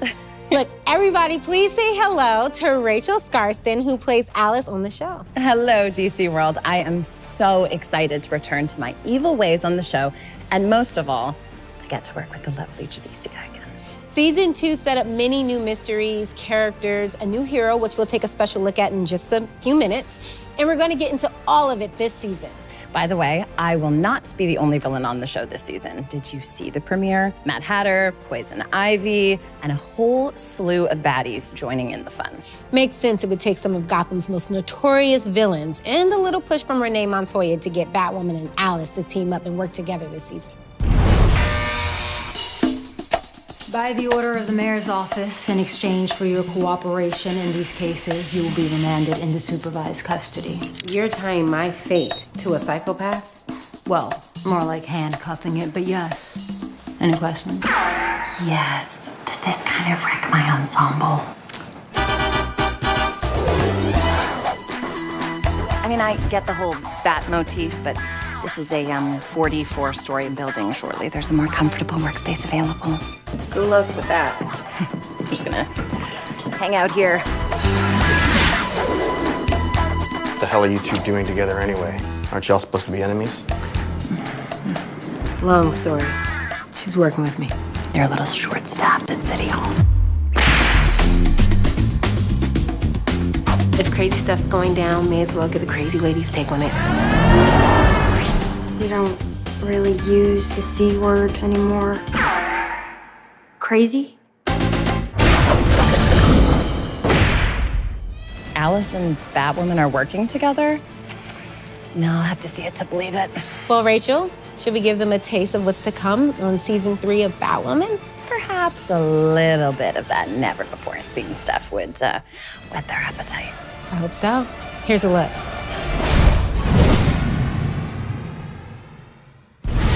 As the resident expert on predatory behavior, I had some thoughts on how Mr.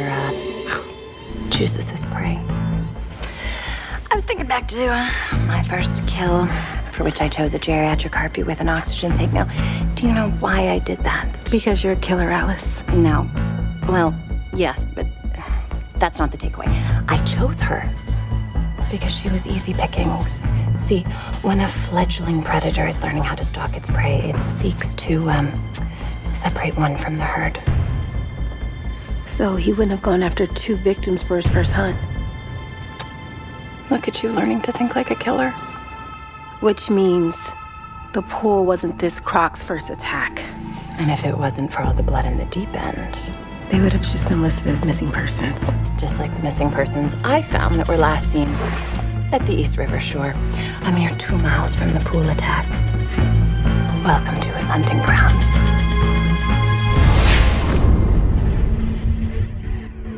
Well, I guess I stand corrected. Maybe Alice and Batwoman can work together. Quite the twisted partnership. Rach, I have had so much fun filming with you for season 3. I know, me too. And I cannot wait for everyone to see how our story unfolds. Well, I should get back to practicing my maniacal laugh. Never know when I'm gonna need it. Bye. Bye, Rach. If you like nail-biting, what's gonna happen next, plot twisty television, then I'll see you for season 3 of Batwoman. And one of the newest heroes of the cast gets his own DC spotlight right now.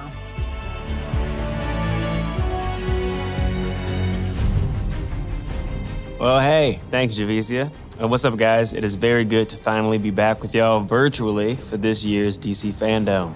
It's Cameron Johnson here. I play Luke Fox on Batwoman. So at the end of season 2, I finally became Batwing, DC's flying armored superhero. And playing Batwing has been a ton of fun so far. I mean, like, tell me you saw that dope scene in the season 3 premiere when me and Javicia teamed up and took down the Mad Hatter. If you haven't yet, it's my bad. But if you did, I mean, like, that's pretty dope, right? Come on. So let's take a look at the origins of this character and how we brought him to life on TV for the very first time. Batwing made his first appearance in 2011 in the DC comic book series Batman Incorporated. So before Luke Fox, David Zavimbe, known as the Batman of Africa, was introduced in the 5th issue. By the time David retired, Luke had proven his value to Batman. Just FYI, no sidekick actually likes being referred to as a sidekick. Copy that. My number 2 dude. Nope, not that dude. Luke may not have superpowers, but he was a skilled fighter, having trained in mixed martial arts and cage fighting.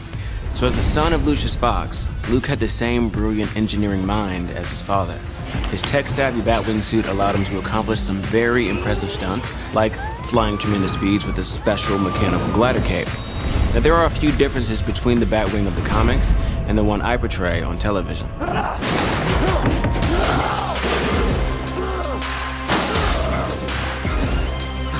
What the hell are you? Justice.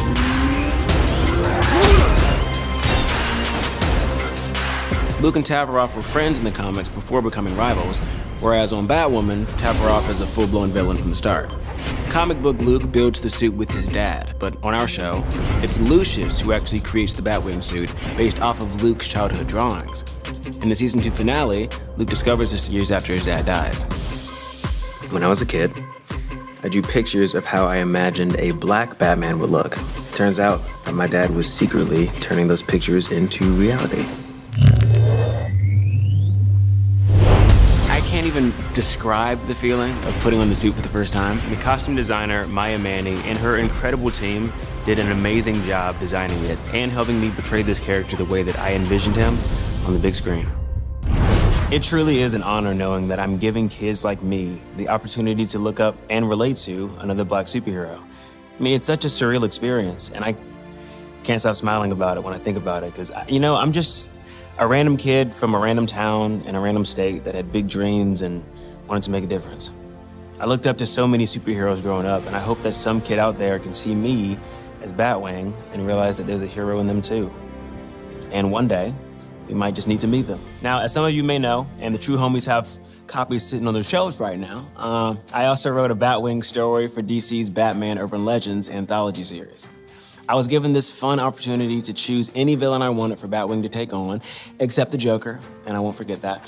So I chose to not only go for my second favorite Rogues Gallery villain, the Riddler, I also decided to give him some Killer Croc backup. So my friends and I at DC we had such a fun time playing with both baddies in one action-packed story. 2 incredibly fulfilling moments at once, right? Writing my first DC story about Batwing and announcing to the world that I'd be Batwing on the same day.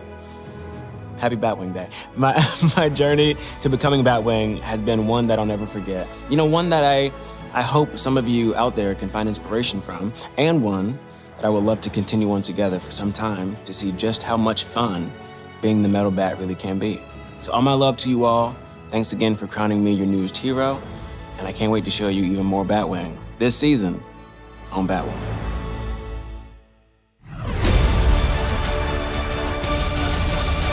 Welcome back, DC fans. We are excited to share that the winner of the Round Robin fan bracket, Robins, is available now on DC Universe Infinite. Over 1 million fans voted in the massive winner-take-all bracket, greenlighting Robins from writer Tim Seeley and Baldemar Rivas. As all the Robins come together to talk about how being a Robin has affected their lives, they are violently interrupted by someone who claims she was the first Robin.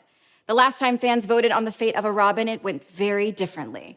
DC Universe subscribers can read this digital-first title now, only on DCUI. Still to come, Catwoman Hunted, DC's Legends of Tomorrow, and the new Batman trailer debut.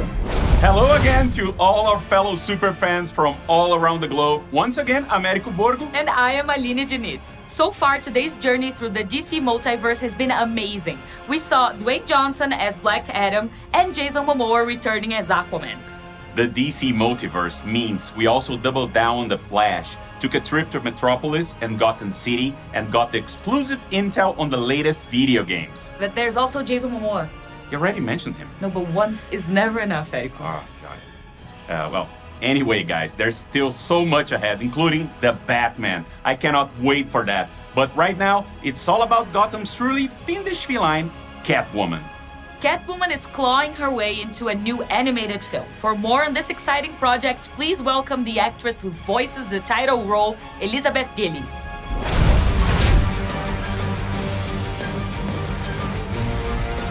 Catwoman celebrates her 80th anniversary next year, and Warner Brothers Animation, DC, and Warner Brothers Home Entertainment salute her longevity and popularity with the release of a DC animated movie all her own, Catwoman Hunted.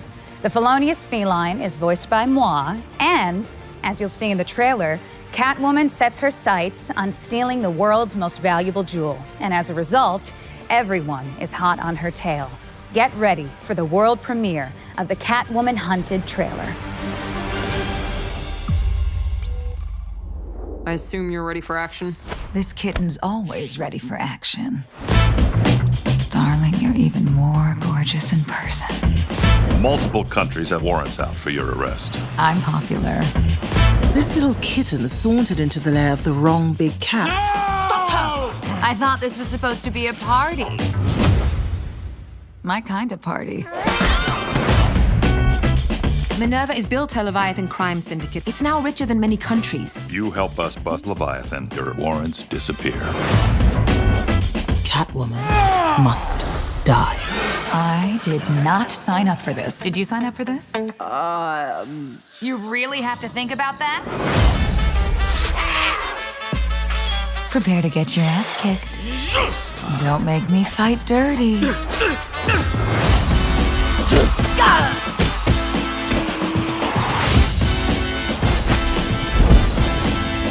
You good? A cat always. Yeah, lands on her feet. I've heard the saying. Don't you ever get tired of that catch stick?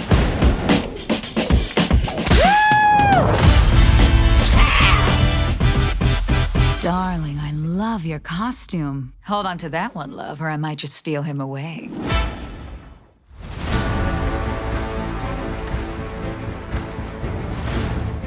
Wasn't that just perfect?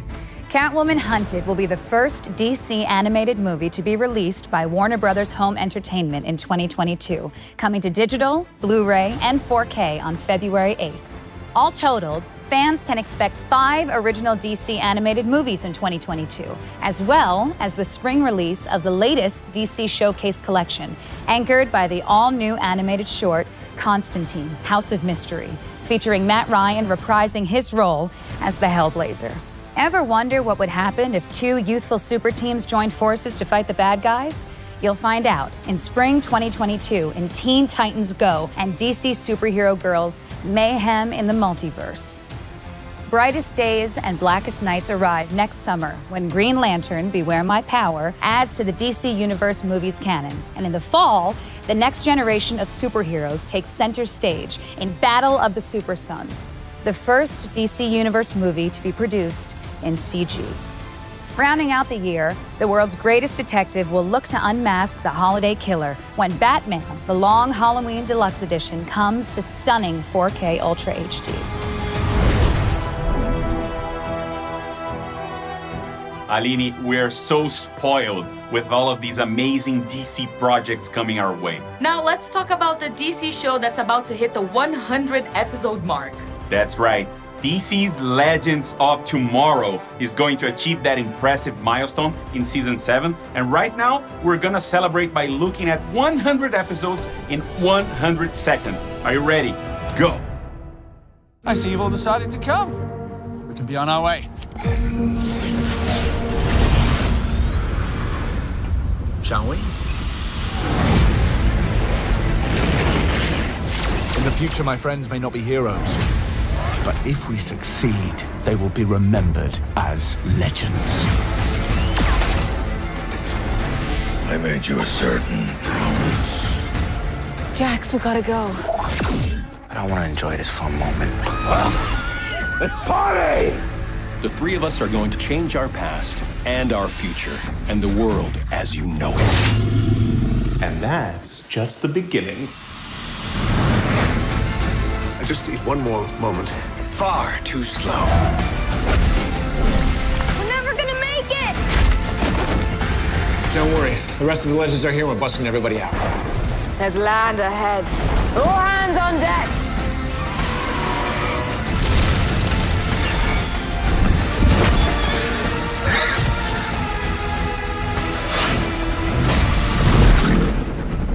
Let's do this. I can't do that. Wait! As I was saying, legends? Whoa. This mission has to be epic. And I have the perfect plan. Sarah, no! What's that? Can we kill them now?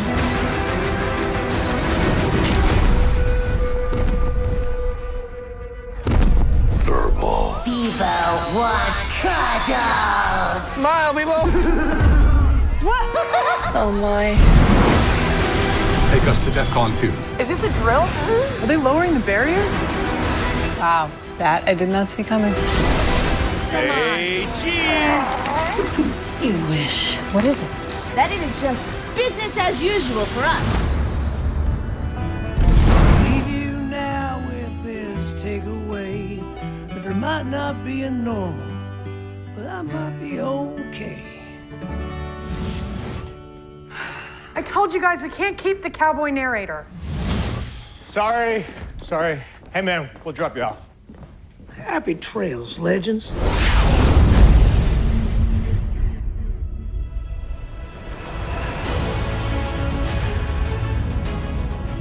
It's true that every generation has their favorite Batmobile. And mine personally is the Dark Knight Trilogy Batmobile from the TDK Trilogy. But for the next generation of DC fans, Warner Brothers Animation has been revving up production on their preschool series about some of the coolest DC vehicles. Of course, led by the one and only Batmobile. But that's not all.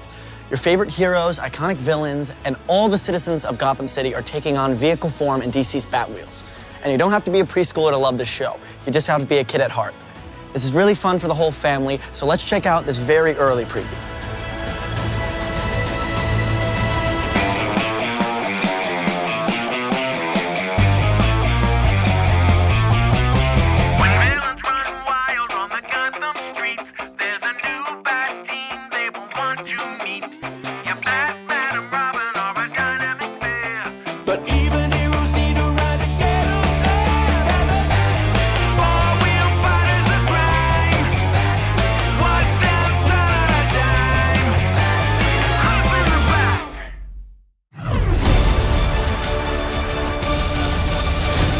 Coming from the world of audio, our friends at Spotify have completed casting for the upcoming audio series, Batman Unburied.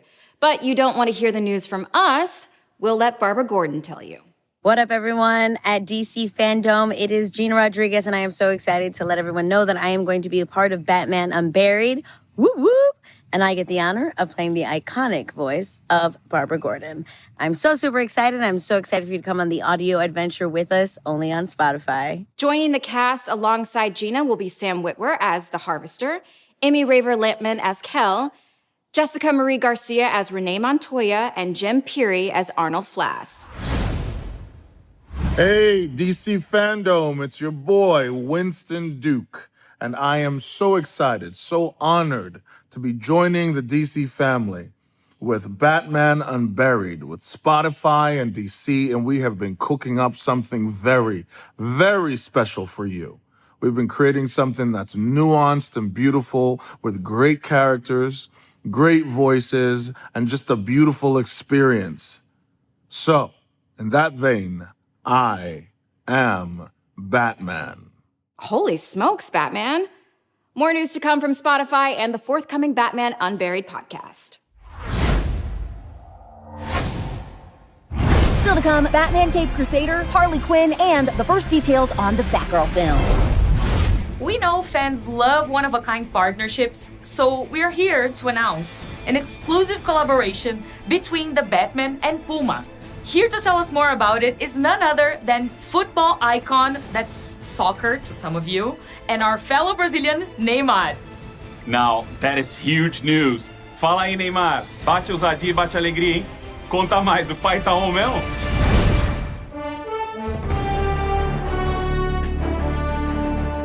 Fala, galera da DC. Tô muito animado pro novo filme do Batman. Sempre fui muito fã, desde pequeno.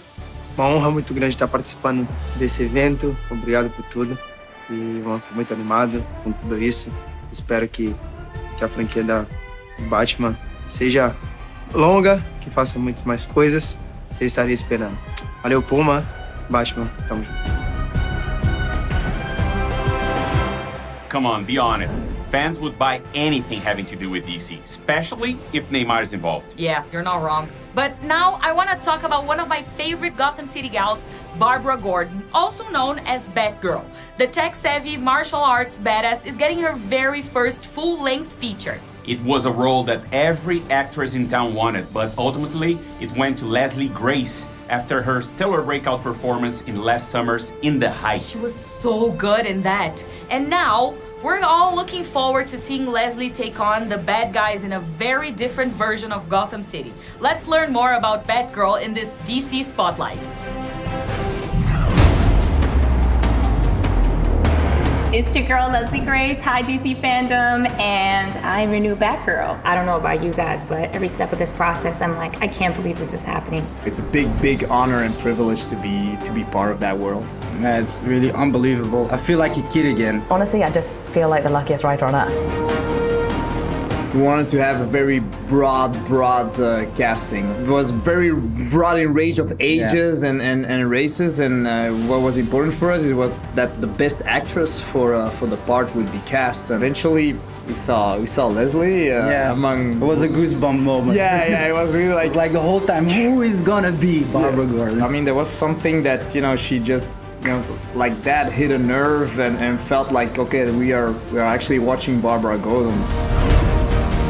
She's a girly girl, but she also is so capable of being strong and being determined and like kicking butt. And she wants to prove herself, but she's also still just so sweet. A lot of times we focus a lot on the male superheroes, but it was really exciting to read for a female superhero that has that grit and like is very sincere and almost eager to prove herself. What's kind of fun about Barbara and Batgirl is that in this story, she's discovering Batgirl for the first time, and so she's getting to explore a duality she's always had in her personality, but it's this whole new side of her personality, a slightly kind of more daring, slightly less law-abiding side of her personality that we get to just have fun and play with.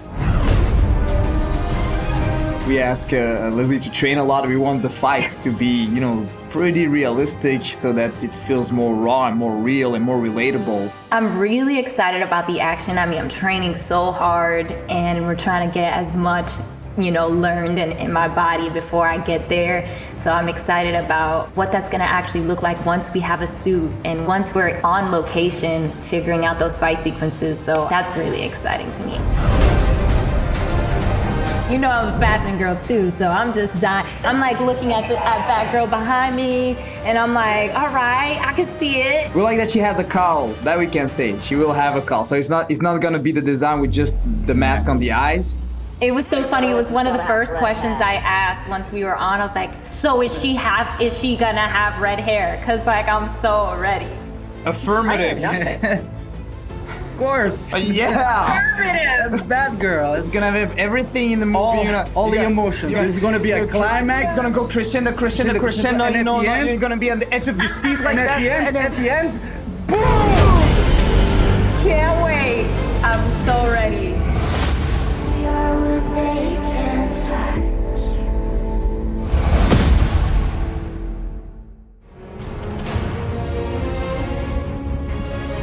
While the Batgirl film is just about to begin production, we don't have to wait much longer to see how Titans is going to wrap up its season 3. Standing by right now, we've got one of the cast from TV's Titans with some exciting news and an exclusive look into the near future. Hey guys, Brenton Thwaites here. I play Dick Grayson and Nightwing in Titans on HBO Max. We're very happy that you guys have been enjoying season 3. We loved making it, and it's good to know that it's landing on audiences, especially the hardcore true Nightwing fans, Titans fans. We're excited to be here at the DC FanDome. We're going to debut an exclusive clip from season 3 for you to see. And we really hope that finale, packs the punch and kind of lands for you guys. But first, we're going to announce something. We're going to announce something. This is actually bagel and banana. Yeah, honey, go. We practiced this. What are we going to announce? Season 3! Season 4, we're going to announce. We're announcing season 4. Titans is going to go again. And we are very excited to go back to Canada and continue making this wonderful show. It's been a wild ride. I love making it. Toronto's a wonderful place to work, and this is such great, versatile, diverse content to be able to work on as an actor. But it is all thanks to you guys for, watching it and enjoying it and demanding that they make another show, another season. Anyway, we're out. Thank you. See ya.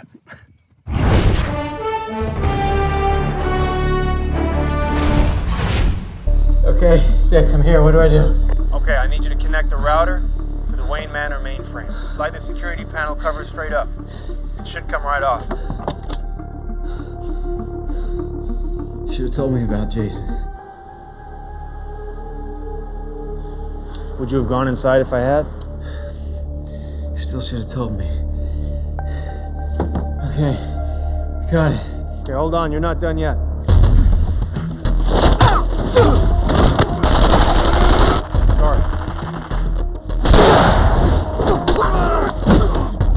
I'm going in. Tell Gar to cut the red wire and hook it up to the router. The red wire? You never cut the red wire. Cut the red wire.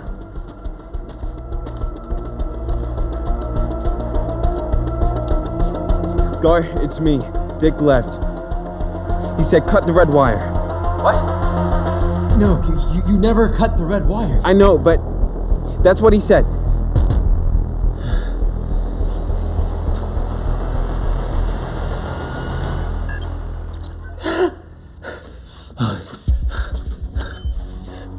What's happening? We're in. Oh, shit. What? There's a security question. What's the name of the one who got away? Joker.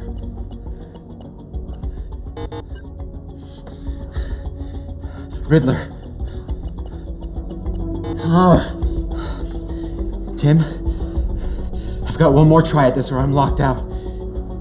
Try Selena Kyle. Who's that? Trust me. Selina. Welcome. Who's Selena Kyle? It is now our privilege to introduce two larger-than-life characters. Both have amazing fighting skills, but one has equally impressive biting skills. Yeah. Please welcome Harley Quinn and King Shark. Oh, hello, ladies, gentlemen, theys, and gays. Fancy meeting you here inside Starro's beehole. Look, we all know why I'm here, okay? To present a little something for season 3 of my show, which was announced in 1972, and here we are in 2021, and 2 whole generations of animators have been burning the midnight oil on it, and the season is still not finished. And those poor artists died of acute carpal tunnel for nothing. Sorry to interrupt. Are you still vamping? Yes. Did you get the season 3 footage from HBO Max? It is currently being uploaded onto the FanDome server. And this is only happening now because the hard drive containing said footage looked like a piece of sushi, and I ate said hard drive. But it's being uploaded? It is. So you passed the hard drive? The hard drive is wireless, and it is very much still inside me. Is it high speed? Oh, my metabolism? Yes, I'm lucky. Oh, look! The producers are telling me it's ready to go. Okay, the moment we've all been waiting for. A sizzle reel for Harley Quinn, season 3, coming to HBO Max sometime in 2022. Roll that beautiful bean footage. I've always wanted to say that. So, what do we do now? Let the Eat, Bang, Kill tour begin. Come here. Harley and Ivy are back. Send our regards to whatever tabloid you work for, and tell Ben Affleck I upper deck his fancy soda stream. I'll bring Harley and Ivy to justice, and then you'll change your tune. I am here for revenge. Hell? Oh. I am. Hey, God! To us, together at last. Partners in crime in every sense of the word.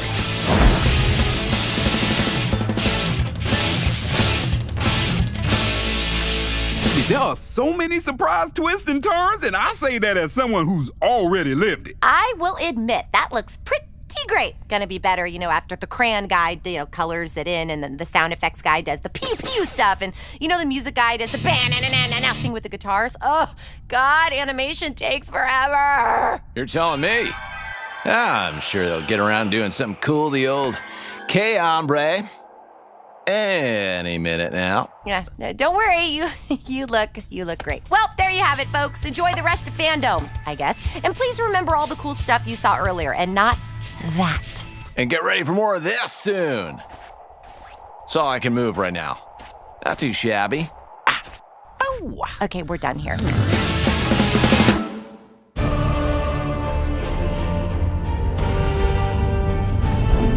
Mis compañeros fanáticos del cómic de DC, it's me, Gabby Cam, huge super fan of all things DC.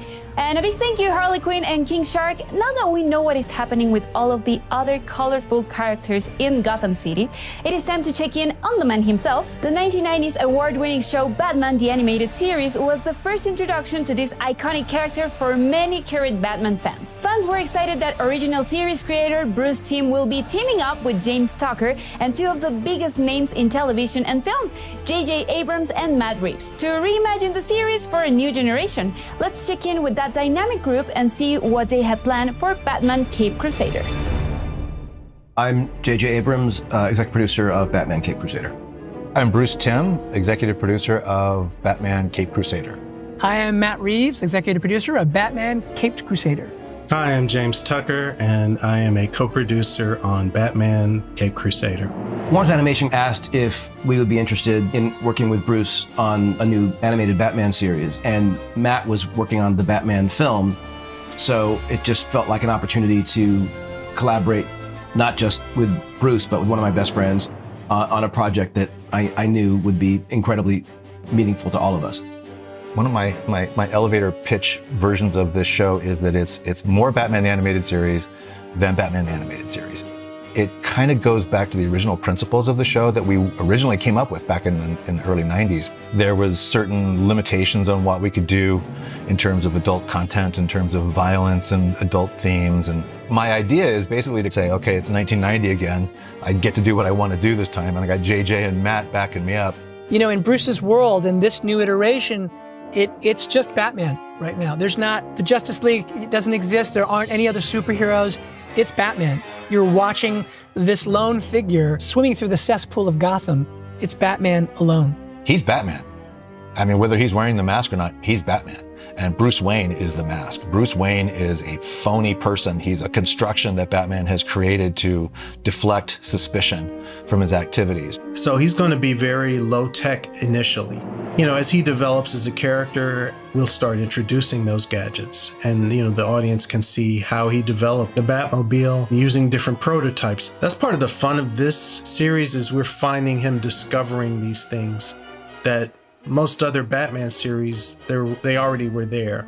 It really is an incredibly complex psychological story about someone who, in a way, needs to be redeemed, and that's kind of what at least this first season's about. We've reconfigured some of the roles some of the characters have. We're starting before Batman has earned their trust and they've earned Batman's trust. So there's nothing assumed. We don't know that Commissioner Gordon will be Batman's ally. The journey of the show is to see how they, eventually grow together and learn to trust or not. Nothing is assumed in this series as far as what we're used to seeing in the world of Batman. What this does is it gives us the opportunity to say, okay, well, the versions of Joker and Catwoman and Penguin, those versions that we did on Batman the Animated Series were really great and iconic.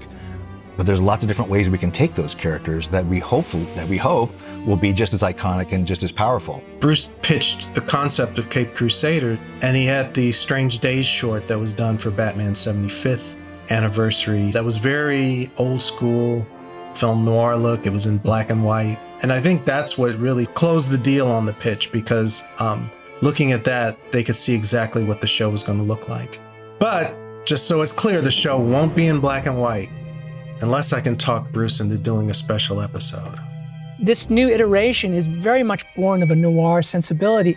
Definitely heavy on the German expressionism / film noir kind of styling, set in a kind of timeless 40s world. If anything, we're probably going to lean into that even more in terms of authentic clothes and hairstyles and hats and vehicles and architecture. The way we deal with the characters is going to be quite a bit more modern in terms of inclusivity, representation, things like that. Caped Crusader is something that, I feel honored to get to be part of the creative conversations, to get to help and support along with Matt, not just the vision for how they want to do it, but even in using new technologies, the opportunity to take advantage of literally techniques that didn't exist back when Bruce was doing the animated series. It's an honor, and I'm thrilled to be able to work on this. But to be honest with you, the most exciting part is I can't wait to see how it turns out. I can't wait to see all of this come together. I'm a fan, and I just want to see what Bruce does.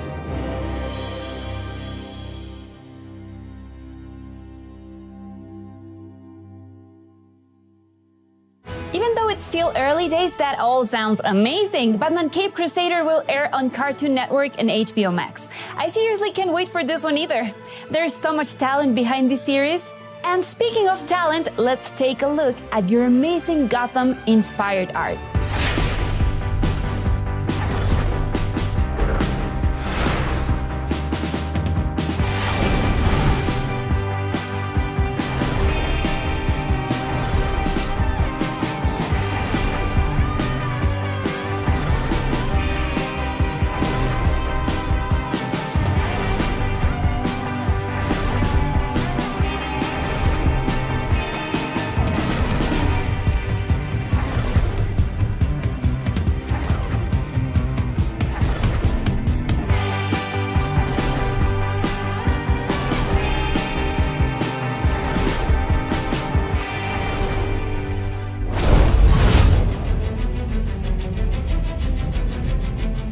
Wow, I just love seeing your creations. Don't forget, Jim Lee will be announcing the winner at the end of the show. So stay tuned to see if you've been chosen.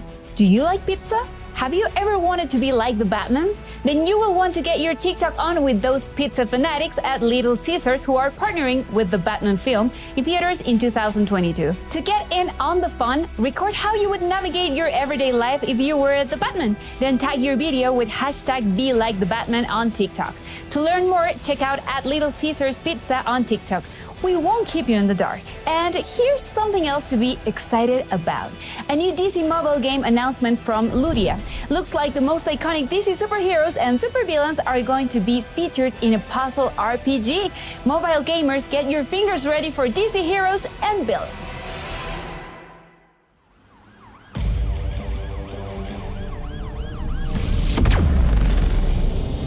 The interesting thing about power is not whether it's used for good or evil.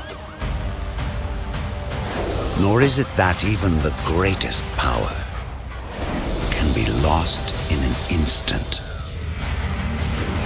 It's what we choose to do when identities crumble.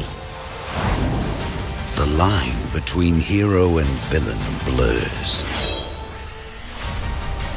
And extinction draws near. Enter a crisis where sworn enemies will be forced to unite.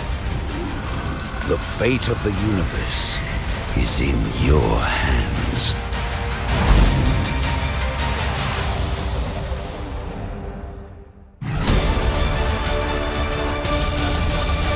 We have some exciting news for fans of collectibles. Here to tell us about it is legendary comic book artist and founder of McFarlane Toys, Todd McFarlane. Hey, thanks, Candace, and I hope you're enjoying yourself, and so are all the fans out there today.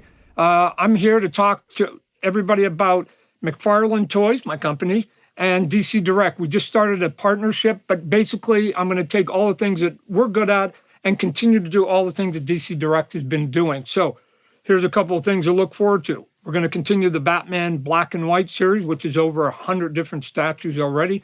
We're going to do the Harlequin Red, White, and Black series. We're going to continue doing the DC Designer series. So look forward to all of that. This is just the beginning right now. One of the early statues we want to announce is the Joker Purple Craze from the artist Greg Capullo, who I think is one of the best in the business. It comes from the pages of the Batman Death of the Family that both Greg and writer Scott Snyder popularized. I've been waiting a long time to finally get to the Batman movie, and it's coming. One of the things we're going to be doing is a big, tall statue of the Robert Pattinson Batman. And it's based on the concepts and the costume and the reference that was given to us directly from the producers and director, so that we're going to make it as authentic as possible. Take a look at it. It's going to be super cool for your collection. The thing I'm looking forward to the most is continuing the Batman Black and White line. It's the longest running statue line that's been out there in collectible history. Number 100 was based on my artwork, so that was kind of cool. This one is based on the artwork by Mike Mignola. This is from the graphic novel Gotham by Gaslight, written by Brian Augustine. We've done a couple other Mike Mignolas in the past in that series, and they've been some of the top sellers, so this one is not going to be any exception. Also, big news, we're going to be doing a giveaway on the DC Designer Batman series. This one is going to be based on the comic book Batman Year 2. Artwork by myself, so I know what it's supposed to look like. And on top of it, I'm going to sign that toy for you. So if you want a chance to win that cool big Batman, head over to DCFanDome.com for a sneak peek at some of the upcoming collectibles that are coming out, including Dwayne Johnson has Black Adam and a bunch of other cool stuff. Still to come, Shazam! Fury of the Gods, and the Batman's new trailer debut. DC fans, we're not slowing down with all these announcements and surprises. Now, going into its 4th season, Young Justice is a fan-favorite series focused on the covered-up side of the DC universe, taking place on Earth 16. It sees fan-favorite characters like Superboy, Miss Martian, Zatanna, Beast Boy, and more as they take on an ever-evolving DC universe. And this just in, you can watch the first episode of the new season for free after the show on DCFanDome.com, but there's still so much to come on in Hall of Heroes that you may want to finish watching our show before you jump over to watch them all. Until then, here's a sneak preview of Season 4 of Young Justice. The heroes of Young Justice have grown into leaders. McGann, Connor, and Garfield are on their own. But right now, fighting bad guys is the least of their worries. At some point, we decide who we want to be. No one on the team is perfect. You broke the rules. Makes me want to break some rules too. And sometimes, being a superhero isn't so super at all. There are some things you just can never prepare for, and some things you can never get over. What do we do? Pull your energies into me! The heroes you love always fight for what's right. Surrender or die.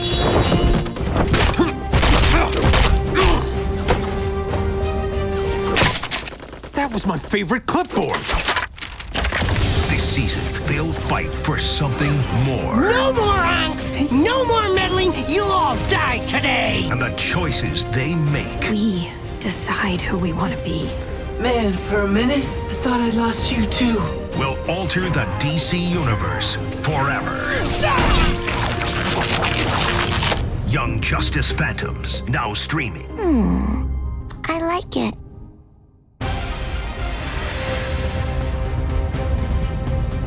DC FanDome is the only place to be for the latest and the greatest DC news and upcoming projects.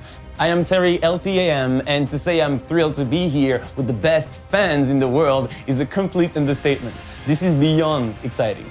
Now, up next, another first. The talented and revolutionary writer, director, and producer, Eva DuVernay, is officially making her first show at HBO Max. Eva has joined forces with writer Roberto Patino to bring you DMZ, based on the comic of the same name.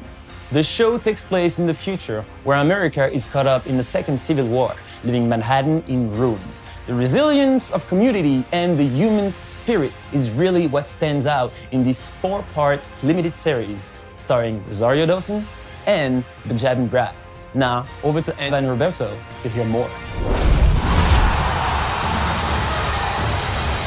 Hi, I'm Ava DuVernay. I'm Roberto Patino. And we're here today to talk about our hot new DC comic adaptation, DMZ. It's a story about a fractured people that are coming together, where we have a civil war between the Free States of America and the United States of America. And our story takes place 8 years into that DMZ, where the rule of law is basically dictated by the most powerful person at any point in time, and that could change from block to block. So you have people who are in the city who've basically been abandoned. And the big kind of thrust of the story is an outsider comes in and she turns everything upside down. And that roller coaster ride, that adventure is one of the things that I love most about your script and one of the reasons why I had to direct it, I had to be involved. Let's talk a little bit about Rosario Dawson and the character of Alma. Alma was inspired by one of the most fascinating characters in the comic book, and also one of the most underserved characters in the comic book, named Z, who is this fearless medic. I really took the creative guardrails off and dove into the spirit of Z and reinvented her. You know, this show is a bit of an origin story for one of the best characters in the graphic novel. She comes out the other side with a whole new understanding of what her place in this world ought to be. I mean, the thing is like a beautiful, chaotic, messy, grappling with gender and who can do what and what power looks like and who really has the power. This is exemplified through Parko, played by Benjamin Bratt, and Wilson, played by Hoon Lee. And these are two actors, Roberto, they came to play. Man, Parko Delgado is this guy who said, you know what? I am the law. I am the power here. And who I am and what I say I am, no one's gonna challenge me on that if I say it with enough resolve. Wilson, on the other hand, is about the opposite side of that, where everybody gets to make truly free choices in the DMZ. They get to decide who they wanna be. And the result of that is this patchwork of gangs and tribes and outfits. And Wilson sees that as a marvel. Because that's what the DMZ is. It is set in a world that's just a few moments into the future. And it speculates what would we be if we let the worst of our divisions get to us. I just think it's super cool. It's also important in ways that allow us to consider ourselves now and what we want to be going forward. We're just pleased and proud that it's going to be making its way to HBO Max. And, you know, it's just been a pleasure working with you, my friend. I can't wait to do it again and again. Indeed. It's been such a pleasure working with you, too. And I honestly cannot wait for the world to see DMZ. It's a world I'm thrilled to share with audiences, and especially with the DC fans. Same here. Well, thank you to DC for having us, and we'll see you on HBO Max very soon.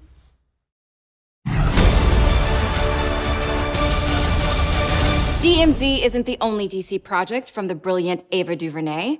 She's also bringing the fans Naomi, inspired by the amazing DC comic of the same name from writers Brian Michael Bendis, David Walker, and artist Jamal Campbell. Naomi stars this incredible actress, Casey Wallfall. Hi, Casey. Great to see you. Hi, Candace. It's so great to be here. Everyone is so jazzed for Naomi, and I am loving the diversity that's become the norm in the DC universe. How does it feel to be a part of the DC family?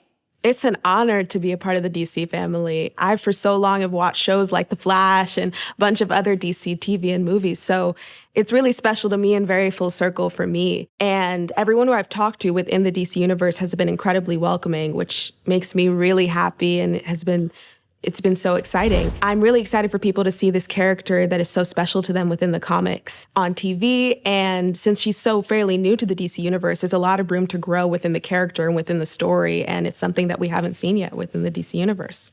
How did you prepare for the role of a teenage superhero?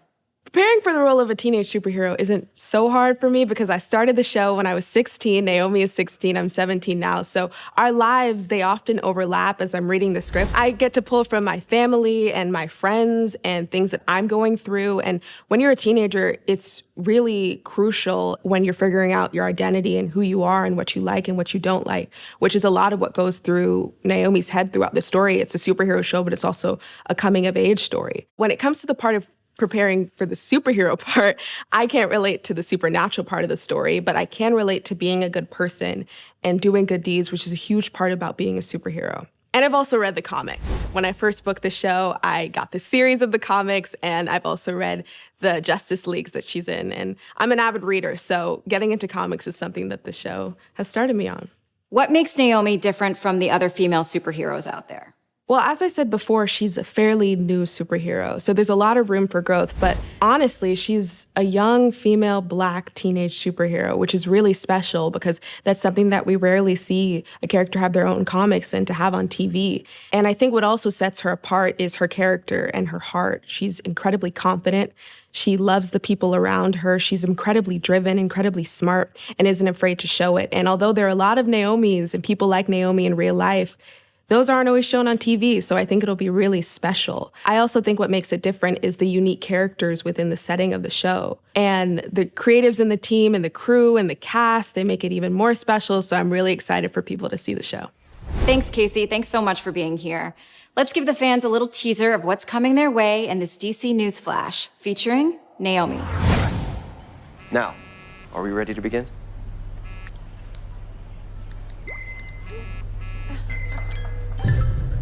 What's going on?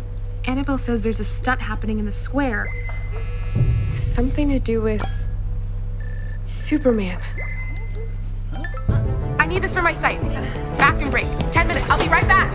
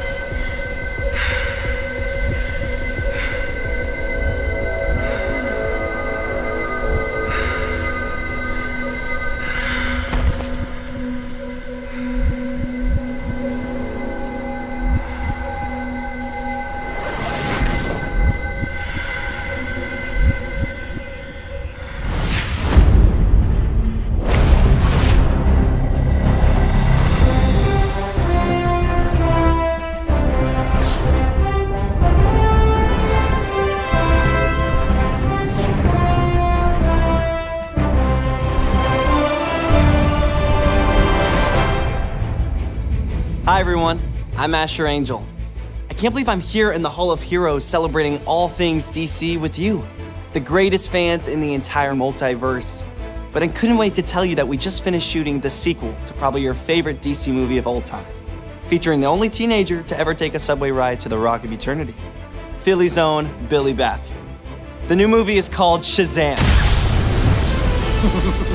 You see what I did there? Because in the movie, when he says, anyway, I'm Zachary Levi, and let me tell you something. Our new movie, Shazam! Fury of the Gods, is going to be out of this world. In fact, the fate of Philadelphia and probably, I don't know, actually the entire world is in my hands. But this time, the family and I, we're up against some seriously scary villains. Helen Mirren and Lucy Liu, my real-life alter ego, Asher Angel, and I. We had such a great time making this movie with our director, David Sandberg, and the rest of our cast, Jack and Megan and Adam and Ross and Grace and DJ and Ian and Jovan and Faith. There are so many. And like our new cast members, like Rachel Zegler. We just wanted to take you behind the scenes to join in the fun during the making of Shazam.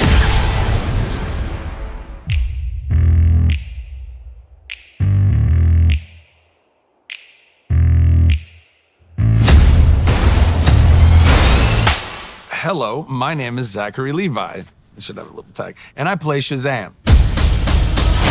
We all established something very special in the first movie. And in Shazam! Fury of the Gods, we expand on that. Now they have to balance their life with being superheroes. This is where you hang out with your superhero friends, isn't it? These goddesses come to our world. Our incredible new villains, Lucy Liu and Helen Mirren. She's kick-ass as Calypso. We have mythological creatures. Minotaurs, harpies, and dragons. When I talk about upgrades, we got an upgrade, a huge upgrade in the suit. Bigger action sequences, bigger set pieces. We go from Athens to Philadelphia. We go from the Rock of Eternity and the Library of Eternity to the Realm of the Gods. So we get to go to environments that were never explored in the first film. We have it all. 3, 2, 1. Shazam! Fury of the Gods takes the excitement and the action to a whole new level. It's going to be more of a spectacle. It's fun all around. You're in store for a treat, y'all.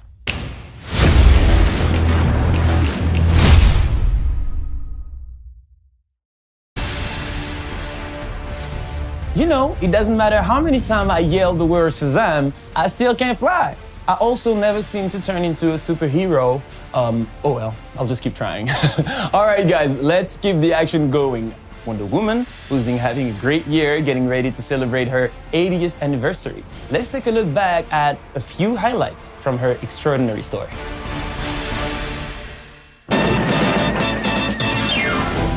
Wonder Woman is one of the original superheroes. She is a universal character. Diana's values are built in her. It's all about love and compassion and humanity and peace and inclusiveness. It's part of who she is, and that's what makes her so special.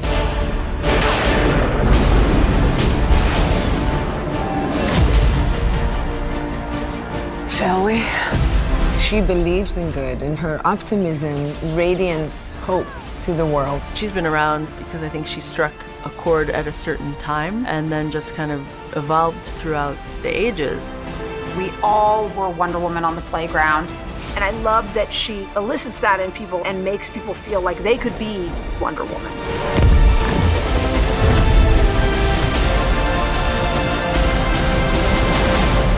We are so excited to get to be here and get to talk about the spirit of Wonder Woman. When I think about myself as a child, learning about the character and watching Linda and how much it meant to me and how much it went on to mean to me over the years, you know, getting to be a part of the passing of the torch of this amazing character into the world is incredible. It was an honor to and an excitement for me to go to see your movie, Patty.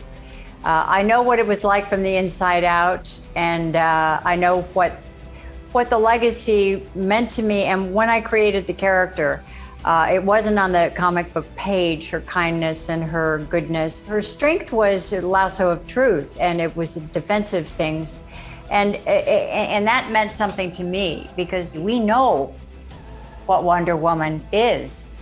We, not just you and me, but the women out there and the women that have come behind us and with us and through us. And I hope that they can see what that is in their own lives. It gives me sort of chills talking about it. Beautifully said, Linda. It's so much more than a comic book character. It is an idea and an essence. And as a matter of fact, I wrote a song for you and for Gal, and based on an original lyric that I had started for my husband, but when I did your movie, I finished writing this song that comes out in October, actually, called Human and Divine. And it's about the love of Wonder Woman. And I can't wait for everyone to hear it, because it's incredible. And I'm so excited for it to be heard by the world. Thank you. Here's the interesting thing. I think that Wonder Woman was controversial at the time that she came out. To my deep surprise, she was controversial still when you did it, Linda, because I remember all of the conversation about, were you too beautiful? Were you too kind? Were you too loving? Interesting to me that even when we made the film, it was still controversial that she could be all of those things at once. And that to me is the essence of Wonder Woman. I find ourselves to be in such a lucky place and time right now as it relates to Wonder Woman, because I actually think she is the most relevant superhero of our times, because at this moment, I think values are incredibly important. And the values of being capable of doing more than fight and challenging yourself to be a superhero of love, compassion, kindness, goodness, patience, you know, all of these things, and be willing to fight, even physically, to stand up for those things is what matters right now. It is certainly not my invention or yours, but it feels like I'm a part of something. And that we take on to the next generation of fans. And that is my hope for the future, certainly, and your hope for the future. What you, in Wonder Woman 3, which I can't wait to hear you come out with any. You can't wait to hear me not talk about. Can't wait to hear you not. Talk about when we get to this. Okay, not talk about. Oh my God, not talk about. Oh, but it's coming, everyone. Wonder Woman 3 is coming, and sure even if I did know, you'd have to kill me to have me talk about it, but I don't. Thank you. No, we're super excited about Wonder Woman 3, and Gal is who's so bummed not to be here, who's the busiest person in the world with now three little kids and shooting. So she was so bummed not to be able to be here, but we are all three very excited about some exciting things coming up with Wonder Woman 3. Pretty cool. Who would have thought in my life, at this time in my life, that this gift would just present itself to me? And that's so cool. And that's what I'm hoping for all of the fans of Wonder Woman and all of the fans to know, that your life is full of surprises. And the Wonder Woman in you is alive and well.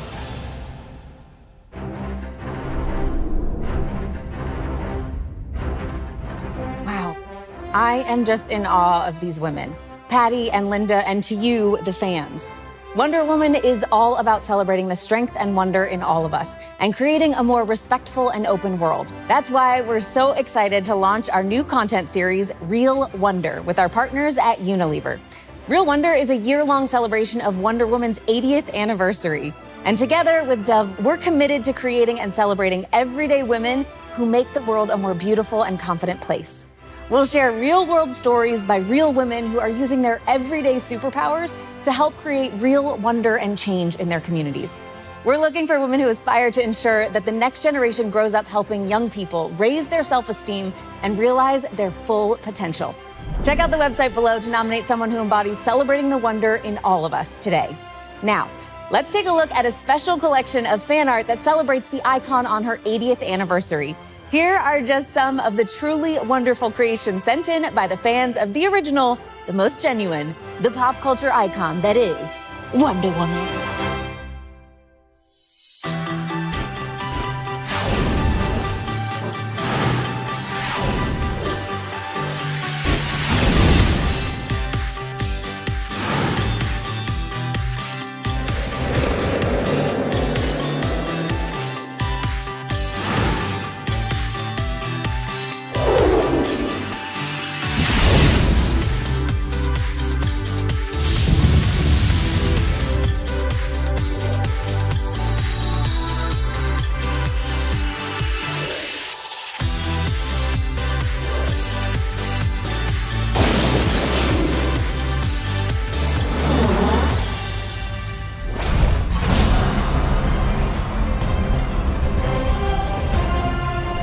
I am always in awe of your amazing works of art.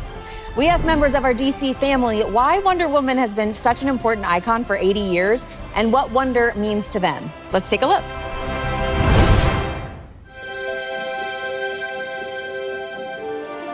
It's about time that we realize that women actually are half of the human race and can be as strong and as exciting and interesting and complex as male characters.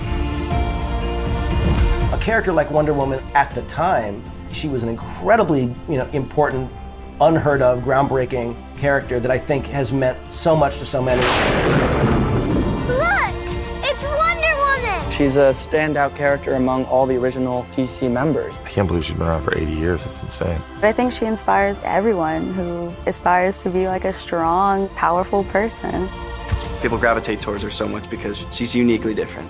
I think it's important to have strong female role models like Wonder Woman because women have gone through so much adversity.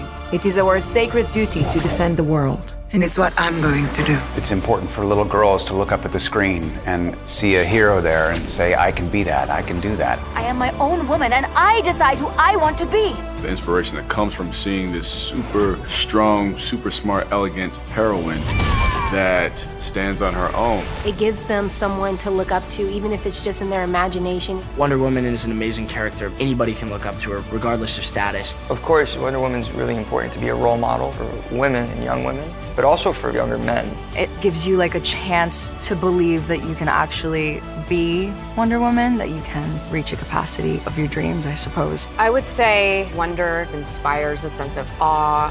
Wonder is the ability to still see the grand and incredible things in the world. I love the hope behind the character. It is important to have these strong female roles in society, to show the power of equality and to show that anything is possible. I think it's wonderful. I think there should be 1 million female superheroes, and I'm glad there are so many now. You know these women, your grandmother, your mother, your best friend, your aunt, your teacher, who are strong, capable, wonderful women.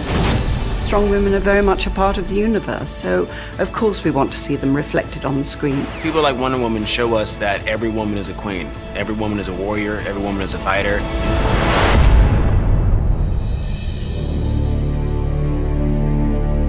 I think Wonder Woman is dope. I like that rope. I don't understand it, but it's cool.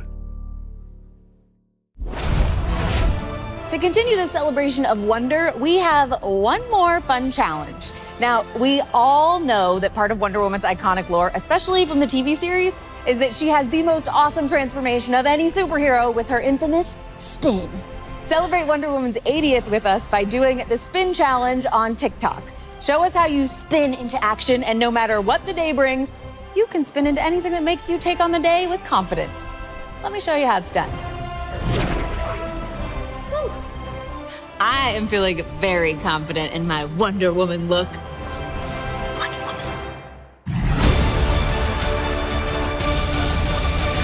And breaking news from DC Publishing. As we are celebrating Wonder Woman and the 80th anniversary of this iconic superhero, we are also looking ahead to 2022 with Trial of the Amazons. This massive crossover event will affect the future of the Amazons. Diana has ascended to a new place of existence, fighting for justice on a cosmic scale, which has led to massive change for the Amazons. Queen Hippolyta departs from man's world, leaving Nubia to watch over Themyscira as new tribes of Amazons appear. Yara Flor recently introduced to comics as Wonder Girl, and Nubia find themselves at the heart of a power struggle in this historic story that fans won't want to miss.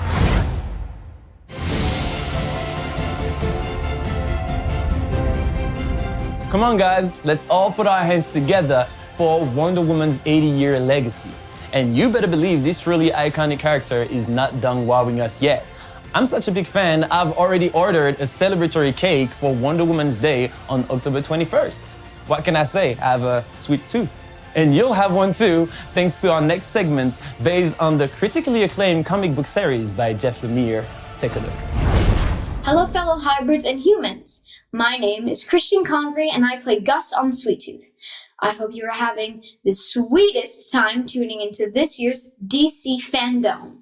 I'm excited to be with you all today and answer some of your fan questions. So, let's get started. The amount of pieces of candy I think I ate, probably about more than 500, but I'm definitely not complaining. That was amazing. I do have a sweet tooth in real life too. So the ears are actually controlled not in post-production and not by me.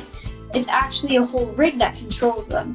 So it starts by me putting on a skull cap, which holds the wig and the antlers, but the ears are actually connected to that skull cap, and the ears have wires that run down my neck and onto a pouch on my back that's strapped onto me.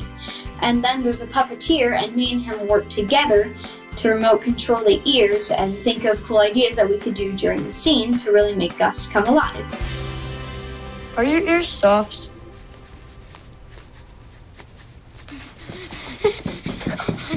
It's super cool. My favorite part about shooting in New Zealand was how the nature is so spectacular and extravagant that when it's put onto camera, you're like, is this fake? Because it looks so majestic and magical. That is what I love about New Zealand, the magical nature there.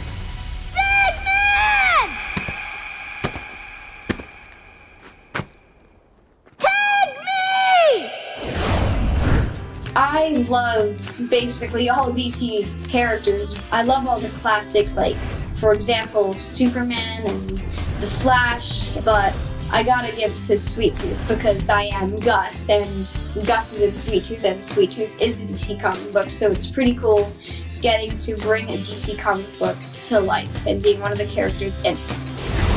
I indeed read the comics before starting Sweet Tooth, and I loved Jeff Lemire's writing techniques and like how he really brought it alive off the page. It's so amazing, the comic books, and it really helped me get a jump start with Gus. What's in Colorado? My mama. Well, I know that I'm itching to find out what happens next, but I really hope that Bobby's okay because he's the cutest thing in the world, right? Well, and of course all the other hybrids. But you'll just have to wait and watch season 2 to find out.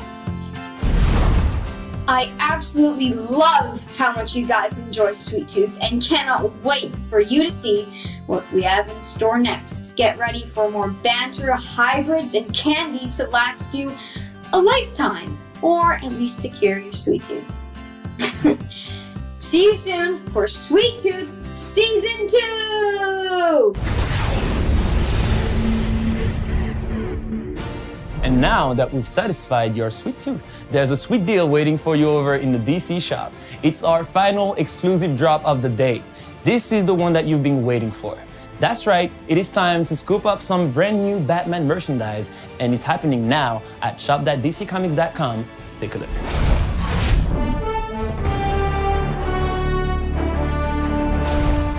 Get ready for the world premiere of the Batman trailer. With all this talk about Batman, we must not forget that much of the Caped Crusader's strength comes from something other than his muscles or Bruce Wayne's billions. Alfred Pennyworth has always been a huge source of support as both Batman's butler and father figure. Pennyworth, the DC origin series, answers just that, as it follows a young Alfred Pennyworth who goes to work with billionaire Thomas Wayne in 1960s London. Let's take a closer look in this DC Spotlight.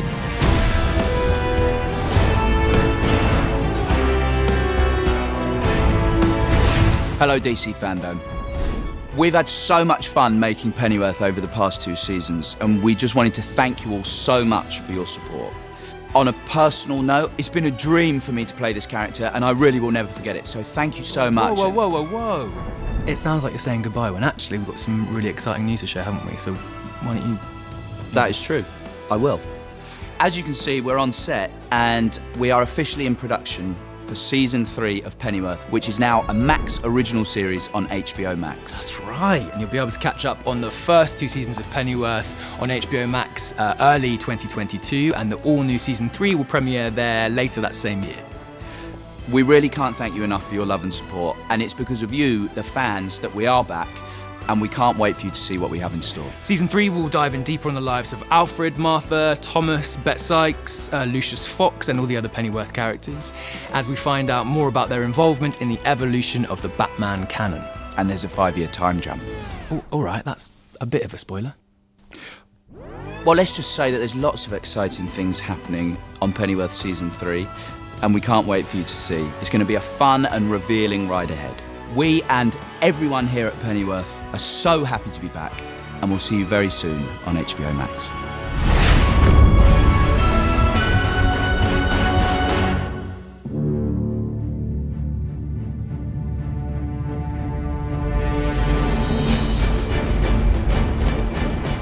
All right, so Jim, fans have noticed that you've been posting some awesome artwork leading up to DC FanDome. And we, of course, have some very keen fans who are trying to piece it all together, see what it might all mean. So what can you tell us? Yeah, look, we wanted to create something kind of fun for the fans to engage with. It's essentially a puzzle. I've drawn 12 images, each celebrating a specific DC moment. We're revealing the final 4 right now during FanDome. And so if you take all 16 and rearrange them, and kind of squint, hopefully you will see what we have been building up to. And it is the iconic cover from Crisis on Infinite Earths, #1, drawn by one of my favorite cover artists, George Perez, 1985. And yeah, it's a fantastic piece of work, and that is what this mosaic approximates. Is squinting an official instruction or rule to figuring out how this all comes together? Absolutely, because look, I wanted to make it hard enough so that people didn't immediately recognize what the cover was.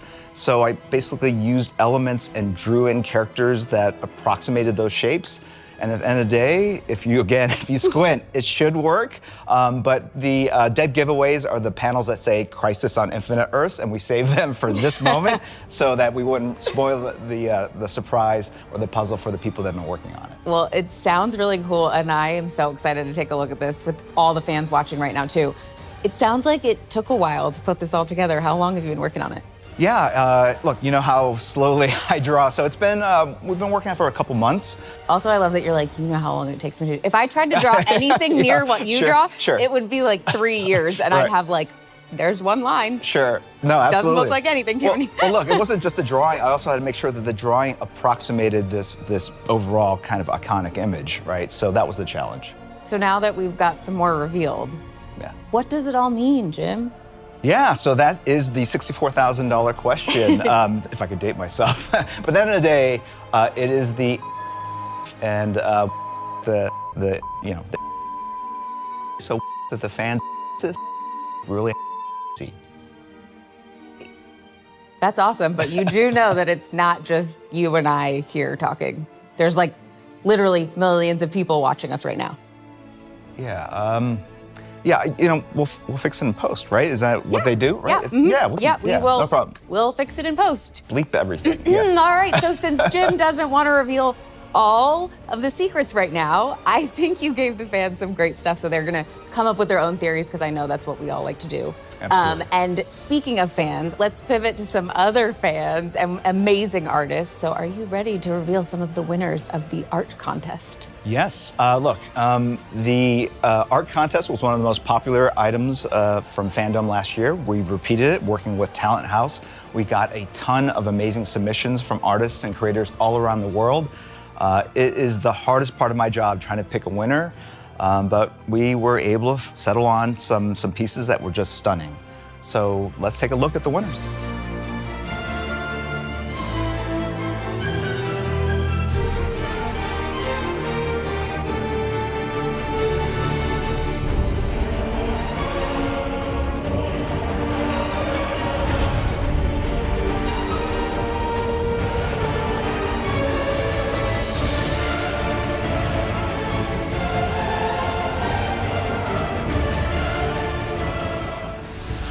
I took a walk around the Hall of Heroes and found a secret passageway, and I'm literally in the Batcave, guys! Now, if you're a DC superfan, and I know you are, then the mere mention of the Batman gives you chills up and down your spine. And I know you can't tell, but right now I'm doing bat flips on the inside. Bat fans like myself have been waiting impatiently for this one. So without further delay, let's check in with Matt Reeves, Robert Pattinson, and Zoe Kravitz for a look inside the production of this much anticipated film.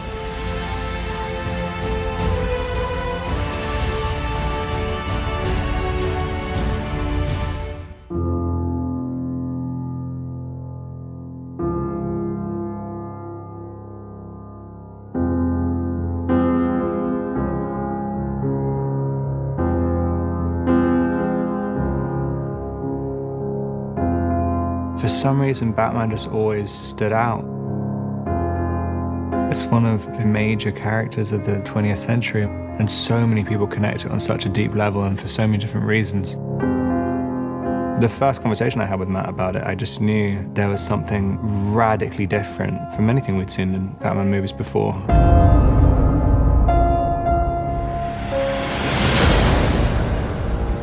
I felt that we'd seen lots of origin stories. We'd seen things go further and further into fantasy. And I thought, well, one place we haven't been is grounding it the way that Year One does, to come right in to a young Batman, not be an origin tale, but refer to his origins and shake into his core.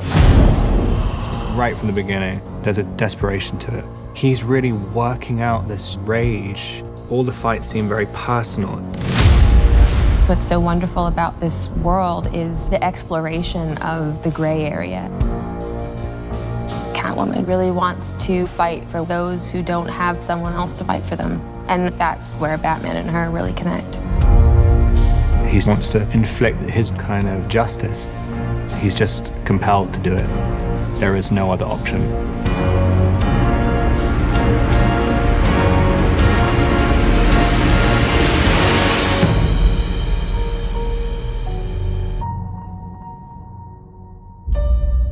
Hey guys, so you just saw a little look of us behind the scenes, and it feels like that was forever ago, which is really strange, and actually, as we're finishing the movie now, kind of really emotional for me to see you guys, especially after everything that's happened, and to see you now again. I feel like I've been watching your faces every day in editorial, but now to actually see you guys is really, really great. And I gotta say, it was an amazing time making the movie with you guys, and it's really cool to see you now. Oh, and it's so exciting to see like these little snippets of the film, you know, after, for us, being able to step away for a while. I know you've been in it the whole time, but every time I see just a little bit, it's so exciting. If you can see the progression, it kind of seems like it's getting more exciting and bigger and kind of scary. Yeah. There was just something very special and magical about the way you guys played off of each other right from the beginning. And so I just knew right away, I was like going, wow, there's just a really neat, like I know you guys are friends, and so there was a great chemistry right from the beginning that I just felt like there was the connection, which you naturally had. And I feel like when we were filming, obviously that came out more and more. I mean, do you guys remember when we were doing that crazy sort of, I guess, screen test, I guess you would call it, you know, when you guys got together for the first time? I definitely remember, because that was basically my audition, right? You know, Rob was already cast, and that was my audition, and I was really nervous, and I remember you gave me like the hardest part of the audition, to be honest, was the helmet. They were like, here's this helmet, you know, and you have to like walk out, and then you take the helmet off and you do the scene. But it's like sometimes really hard to look like cool when you're taking off, like you get stuck. And I was like, this is how I lose the part. I lose the part because I can't take off a helmet. And it was just the opposite. Do you remember your first day, Rob, when you were wearing one of the actual bat suits? When Rob and I first got together, like we'd had all those conversations, and then just by virtue of what it is, it's Batman, the studio's like, well, we always do like a screen test, which is so like, you know, kind of the same thing you guys did. Rob did first by himself and literally was wearing, I believe, Val Kilmer's bat suit. Yeah. Which, by the way, like the moment you put it on, like that was kind of a crazy moment. It was crazy, but I remember putting it on and thinking that this is impossible. This is going to be absolutely impossible. I remember you saying like, because I guess just trying to move, I mean, wearing a kind of 2-inch thick rubber suit or latex suit and being incredibly nervous and full of adrenaline the whole time. I remember we did like 2 takes, and then you were just saying, what can we do about this sweat? And I was like, nothing. There's nothing that can be done. I have to be drained of liquid. The other thing that I remember too, which is cool because it informed the movie, is at the end of that costume test, where you came and you put on the eye makeup and began the transformation. That moment for me, that was when I was like, oh my God, it is so you. Like, it was just such a cool, and I remember you saying afterwards to me, you were like, I don't know what I just did. I said, it was amazing, which it was. It was really, really cool. But I really did think, oh my God, this version of this character, this guy who's sort of almost like, if you think of Bruce Wayne as like a recluse rock star in a decaying manner, there's this part of me that so saw you as that, and I had no idea that you would be interested in playing the role at all. And I thought, what if Rob doesn't want to play Batman? This will be a disaster. And then it turned out that you completely on your own, had a whole path to the same thing, which is that you had been obsessed with Batman for years, and when you found out that we were doing this version, you were very interested. So it was one of those things that for me felt really kind of lucky and fated, and then we met. I really felt that connection with you where I felt like, oh, we're gonna be able to find something new with this guy and do something really special. But for me, you were always that version of what I saw in the page, and that was about trying to create a new version of Bruce. He doesn't have as much control over his personality. Like the delineation between when he's Batman and when he's Bruce is not so clear. I mean, in other kind of iterations of it, you know, he really knows what he's doing when he's putting on the cowl. And I kind of really like this idea. It's a little bit out of control. He hasn't completely defined what Batman is. I mean, it's kind of, he gets lost in it. Whenever he's putting it on every night, and it's kind of, you're basically, he's not sleeping, and he's, you know, becoming this quite sort of odd creature. Like just finding the right, literally how to move as Batman, how to talk as Batman. I mean, that was what was fun for me even when you guys first met up. I was like going, oh, so this is the rhythm of what it'll be like when you guys talk to each other. Like even something as simple as that. And like the way you came in with, like you had for me, so you had an attitude that was so Selena, right from the way you came in. I obviously, you know, understand the gravity of a character like this and what she means to so many people, but what felt really important was to really focus on the story that we're telling in this moment, you know, and, you know, try and create a real human being. You know, I don't want her to be an idea. You know, I want her to be a real human being in a real situation, in a real city, trying to survive and reacting to her own pain, you know, and her history. So I really, really focused on this particular story and this particular moment in this woman's life. I think it was about trying to find a way, again, as Zoe was saying, to ground her so that she felt like she had an emotional journey that made sense for who she was, that ended up being Selena Kyle, but was one that we hadn't seen before, and yet some ways it does connect to the comics. I mean, that's the thing which will be fun to share with an audience, is that there are a lot of iconic Selena Kyle aspects to the story, but I don't think any version of any of the Batman stories that have done any Selena stuff have done it in this way. Because this is the foundation that we're setting right now, right? Like as we move forward and see her become Catwoman, you know, that heart and that humanity will always be there. So we debuted our first trailer for our movie last year at DC FanDome. And we want to say thank you for the great response. It's only fitting that we share the second trailer with you all today. Okay, enough from us. Here's what you've been waiting so patiently for. It's the trailer for The Batman.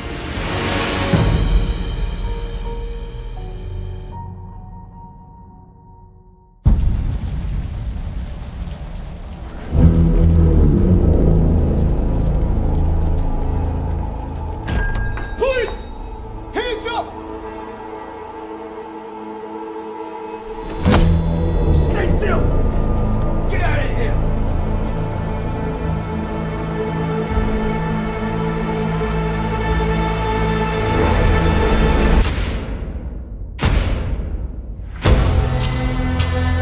Fear is a tool.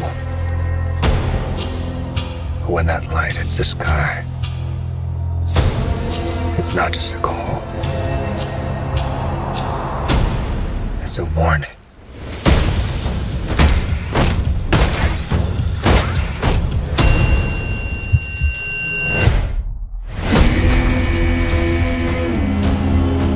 I've been trying to reach you.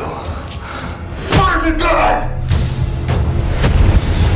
This is about a king, and Ritter's the match. I can take care of myself.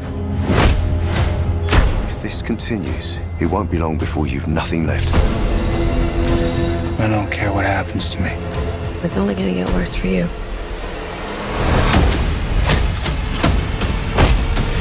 Whoa, take it easy, sweetheart. Hear everything they say, ain't you? Maybe we're not so different. Who are you under there?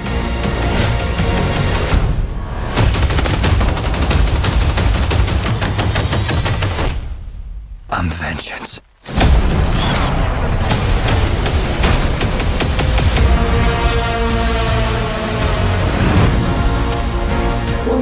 black,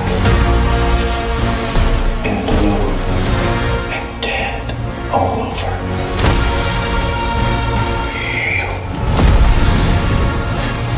dick. I got you! I got you!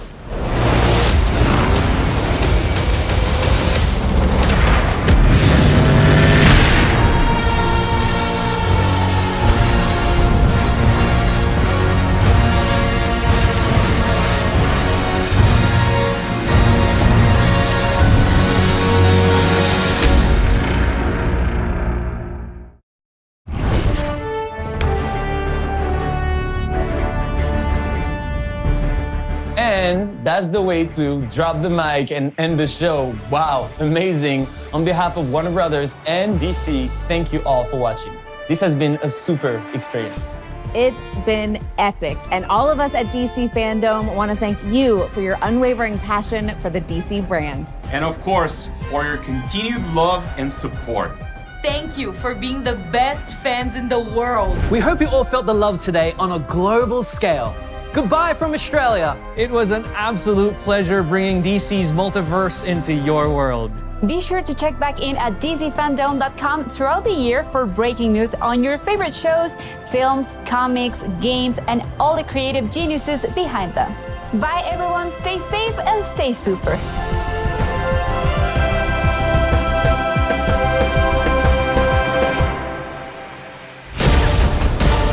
Thanks for watching. Thanks for watching. DC FanDome. Nothing compares to this. Wow.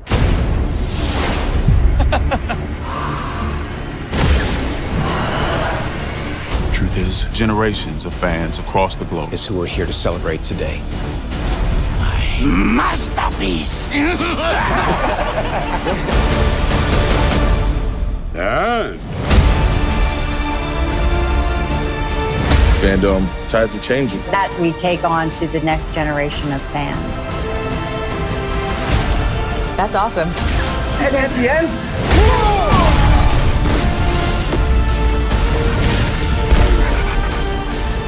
I will admit, that looks pretty great. We have it all. And that includes you, the fans. We're thanking all the fans. Love you guys. Thanks for watching. Thanks for watching. Thanks for watching. Thanks for watching. Thanks for watching.